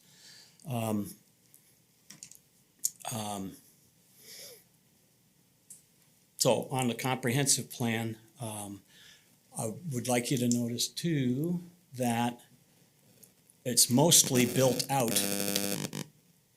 Sorry. It's not working anymore. Would you like the next slide? Yes, please. If you'll notice, let's see if mine works. There we go. If you'll notice, oh, it won't work on a TV screen. Most of the land around on the east side of the triangle is already platted, already got roads built, and the 3 Cawthon Trust parcels are the only 3 LDRs left to build over on this east side of town. Oop, I gotta do this thing. So we are 556 lots total with 361 homes built so far.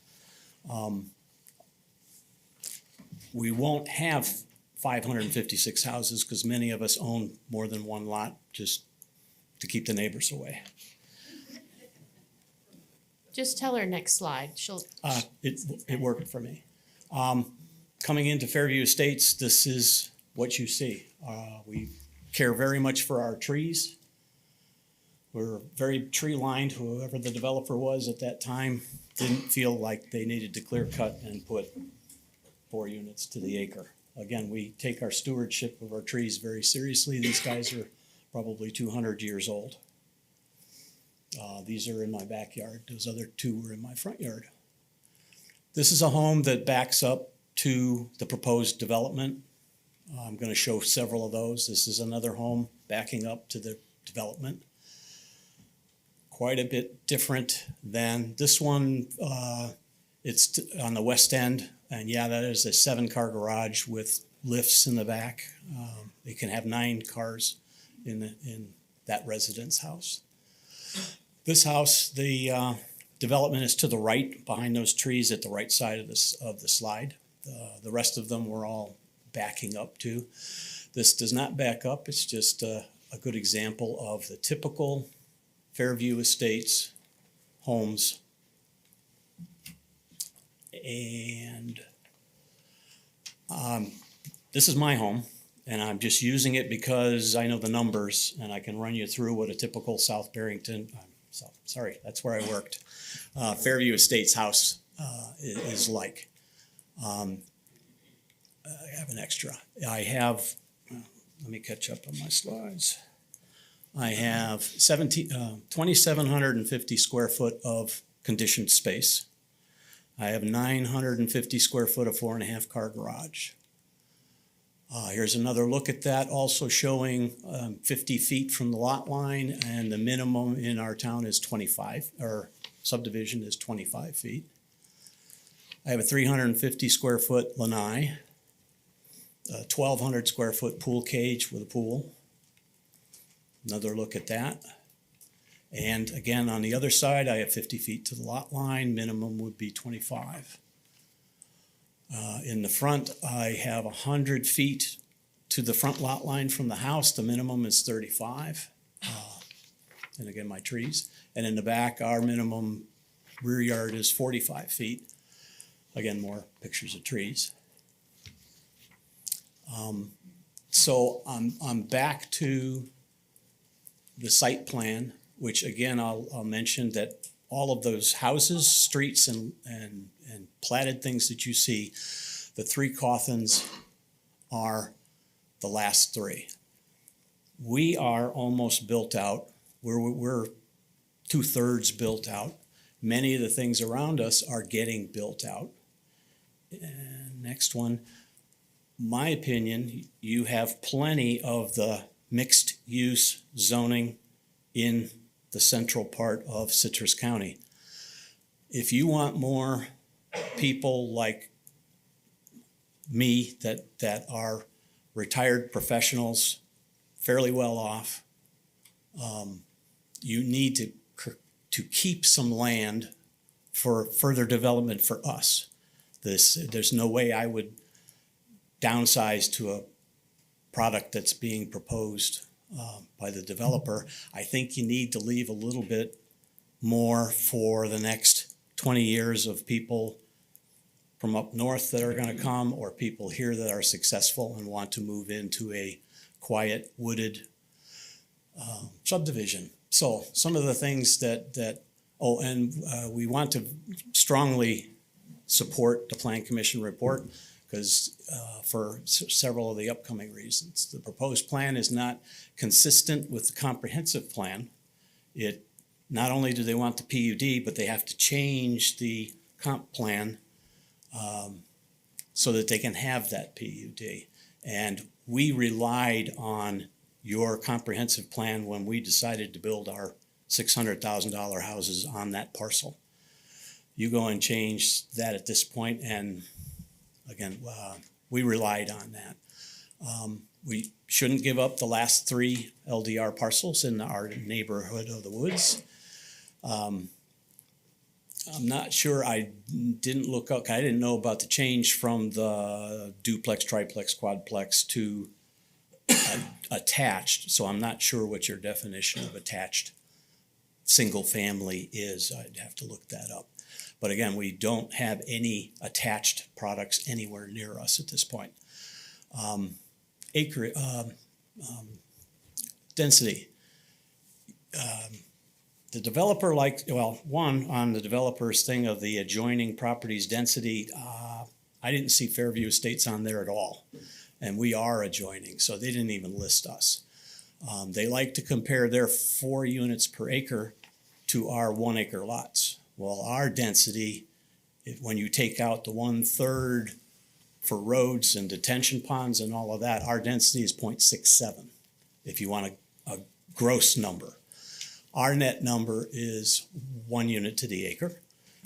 Their net number, after you take out 1/3 of that 644 acres for roads and detention and ponds, is going to be 5.999 units to the acre, net density.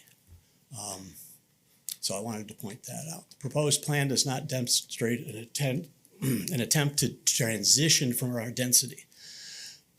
Your staff report suggests bigger buffer and less density.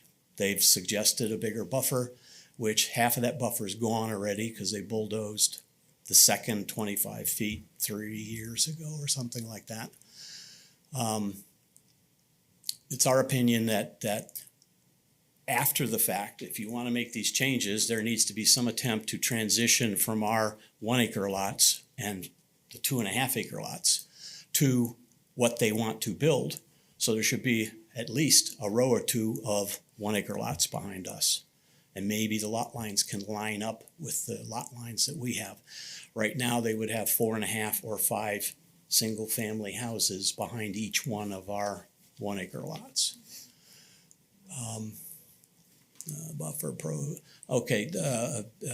Not compatible with us. They are proposing 20 foot, 5 foot, and 5 foot setbacks, and we're 35, 25, and 45. And we are concerned with what would happen to our homes that are relatively near this development. Again, we are 556 lots, 361 homes constructed so far, and hopefully that helped you to understand who we are and what's next door to this proposed development. And again, we are of the opinion that you have plenty of MDR not yet constructed, but you do not have enough LDR left for more people like me and my friends to come down here. That's all we wanted to say to you folks, and are there any questions? Thank you very much. Would the applicant like to cross-examine Mr. Wolfel? Is it Wolfel? How do I? Wolf with an EL on the end, yeah. Good afternoon. Nice to see you again. Yes, sir. I would, but Madam Chair, if I can indulge you just for one item, okay? Across the board, there's been multiple questions here this morning. We want to answer those questions. We want to answer the intervener's position. I can't do that in 15 minutes in rebuttal. I would ask respectfully that we continue it. We'll address Mr. Dixon's issues. We'll address Mr. Bass's issues. We'll address the other issues, and we'll meet with staff, and we'll come back. And within the framework of that, we're gonna give you a less confusing, more clearer picture. And I apologize for the confusion. It's probably my fault. I'm a bit esoteric at times, so. Well, Mr. Solo. Well, you know, when I was 31, I had a lot more clarity. So that's where we are. It's been, it's. I'll thank you for that. I would make a motion to continue. I'll make that motion to continue application CPA-AA-PUD-2023000002. And we have a second? Second. Second by Commissioner Bramlett. What about all of my friends here? The applicant has requested to continue this application. So what that means is that the public hearing, if this board votes to allow the continuance, we will close the hearing and they will bring this application back at another time. So is there any discussion on the motion on the floor? Madam Chair, I have a question for our county attorney. Seeing as this is an intervenor status and we have certain quasi judicial responsibilities, can this be extended based on what the law states, or is it we have to do it today? We don't have to do it today, we can. Right, but I didn't know if there was anything special with the intervenor status. So I just need clarification of your question. Is your question, would the intervener status continue, or is your question, does the hearing continue? Both. Then So the does the intervenor status remain in Yes. place if we Once grant the an inter- extension? Once the intervener status is granted by this board, it would remain attached to this application for however many times this application comes to this board. Okay. So that's first. And then second, if the intervener or staff had any objections to the continuance, they could raise those with you, but I haven't heard any of those. So it sounds like it's up to your discretion. All right, thank you very much. Any other discussion? All in favor say aye. Aye. Opposed say nay. Motion carries 7-0. You might, Chair, let the public know that when this is rescheduled for this board, as well as when it's scheduled for the BOCC, that the same people who got notice for this hearing will get notice for that hearing. Thank you. You just did. Okay. We still have a meeting, if you can leave quietly. Yes, thank you again, Madam Attorney. Sorry. Okay, is there any other business? Yes, okay, so you are done for 2023, way to go. We are not having a second meeting in January. We will see you all hopefully on January 4th. You have the packets in front of you. You have 4 applications. No, you don't? I'm sorry, that's not someone. Okay, we will get it to you. January 4th, we're still getting the packet together then. January 4th. No, you don't. I apologize. I saw Mr. Roy's and assumed that was a packet for everybody. It I was did wrong. too. I'm sorry, you said that we only have one meeting in January?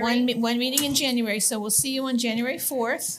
On January 9th, we are asking. Everyone, could you just please leave quietly? We're just going to finish this meeting. Thank you. We appreciate it. So we'll see you on the 4th. On January 9th, we are asking the commission to deal with the 3 expiring terms. So all 3 people that are expiring have asked to be reappointed. That's good. I'm happy for that, but they will decide that on January 9th. We do not have a second meeting in January, so we'll see you on January 4th, and then hopefully all of you again in February. We will get the packets to you. We are ordering tablets. I think we're getting close to that. Yes? You want to talk about that quickly? Yeah, we're still working on getting tablets for you so that you don't have to carry around 3-ring binders any longer. So we have it in our budget, and IT has spec'd them all out, and they know what they want to buy for us. So it's just a matter of completing that transaction, and then we'll get with you on the process on how we get the new data to you, the updated packets. So if not January, maybe February, but coming soon, we're going digital, which is awesome. But Madam nothing in Attorney. December. Y'all have great holidays and be safe, please. That's all I have, and we'll see you in January. I would just remind, as to the last application that was continued, you still don't want to have any ex parte communications because it will come back before you. Should we send our comments through you guys instead of sending it directly to the applicant? If you send it to the applicant, they don't get in the packet. So if you want everyone to see it as part of the application, you can send it to us. I think it's really good. Yeah. Is there any other business? Seeing none, adjourned. Merry Christmas. Happy Merry holidays, Christmas. everybody. Merry Christmas.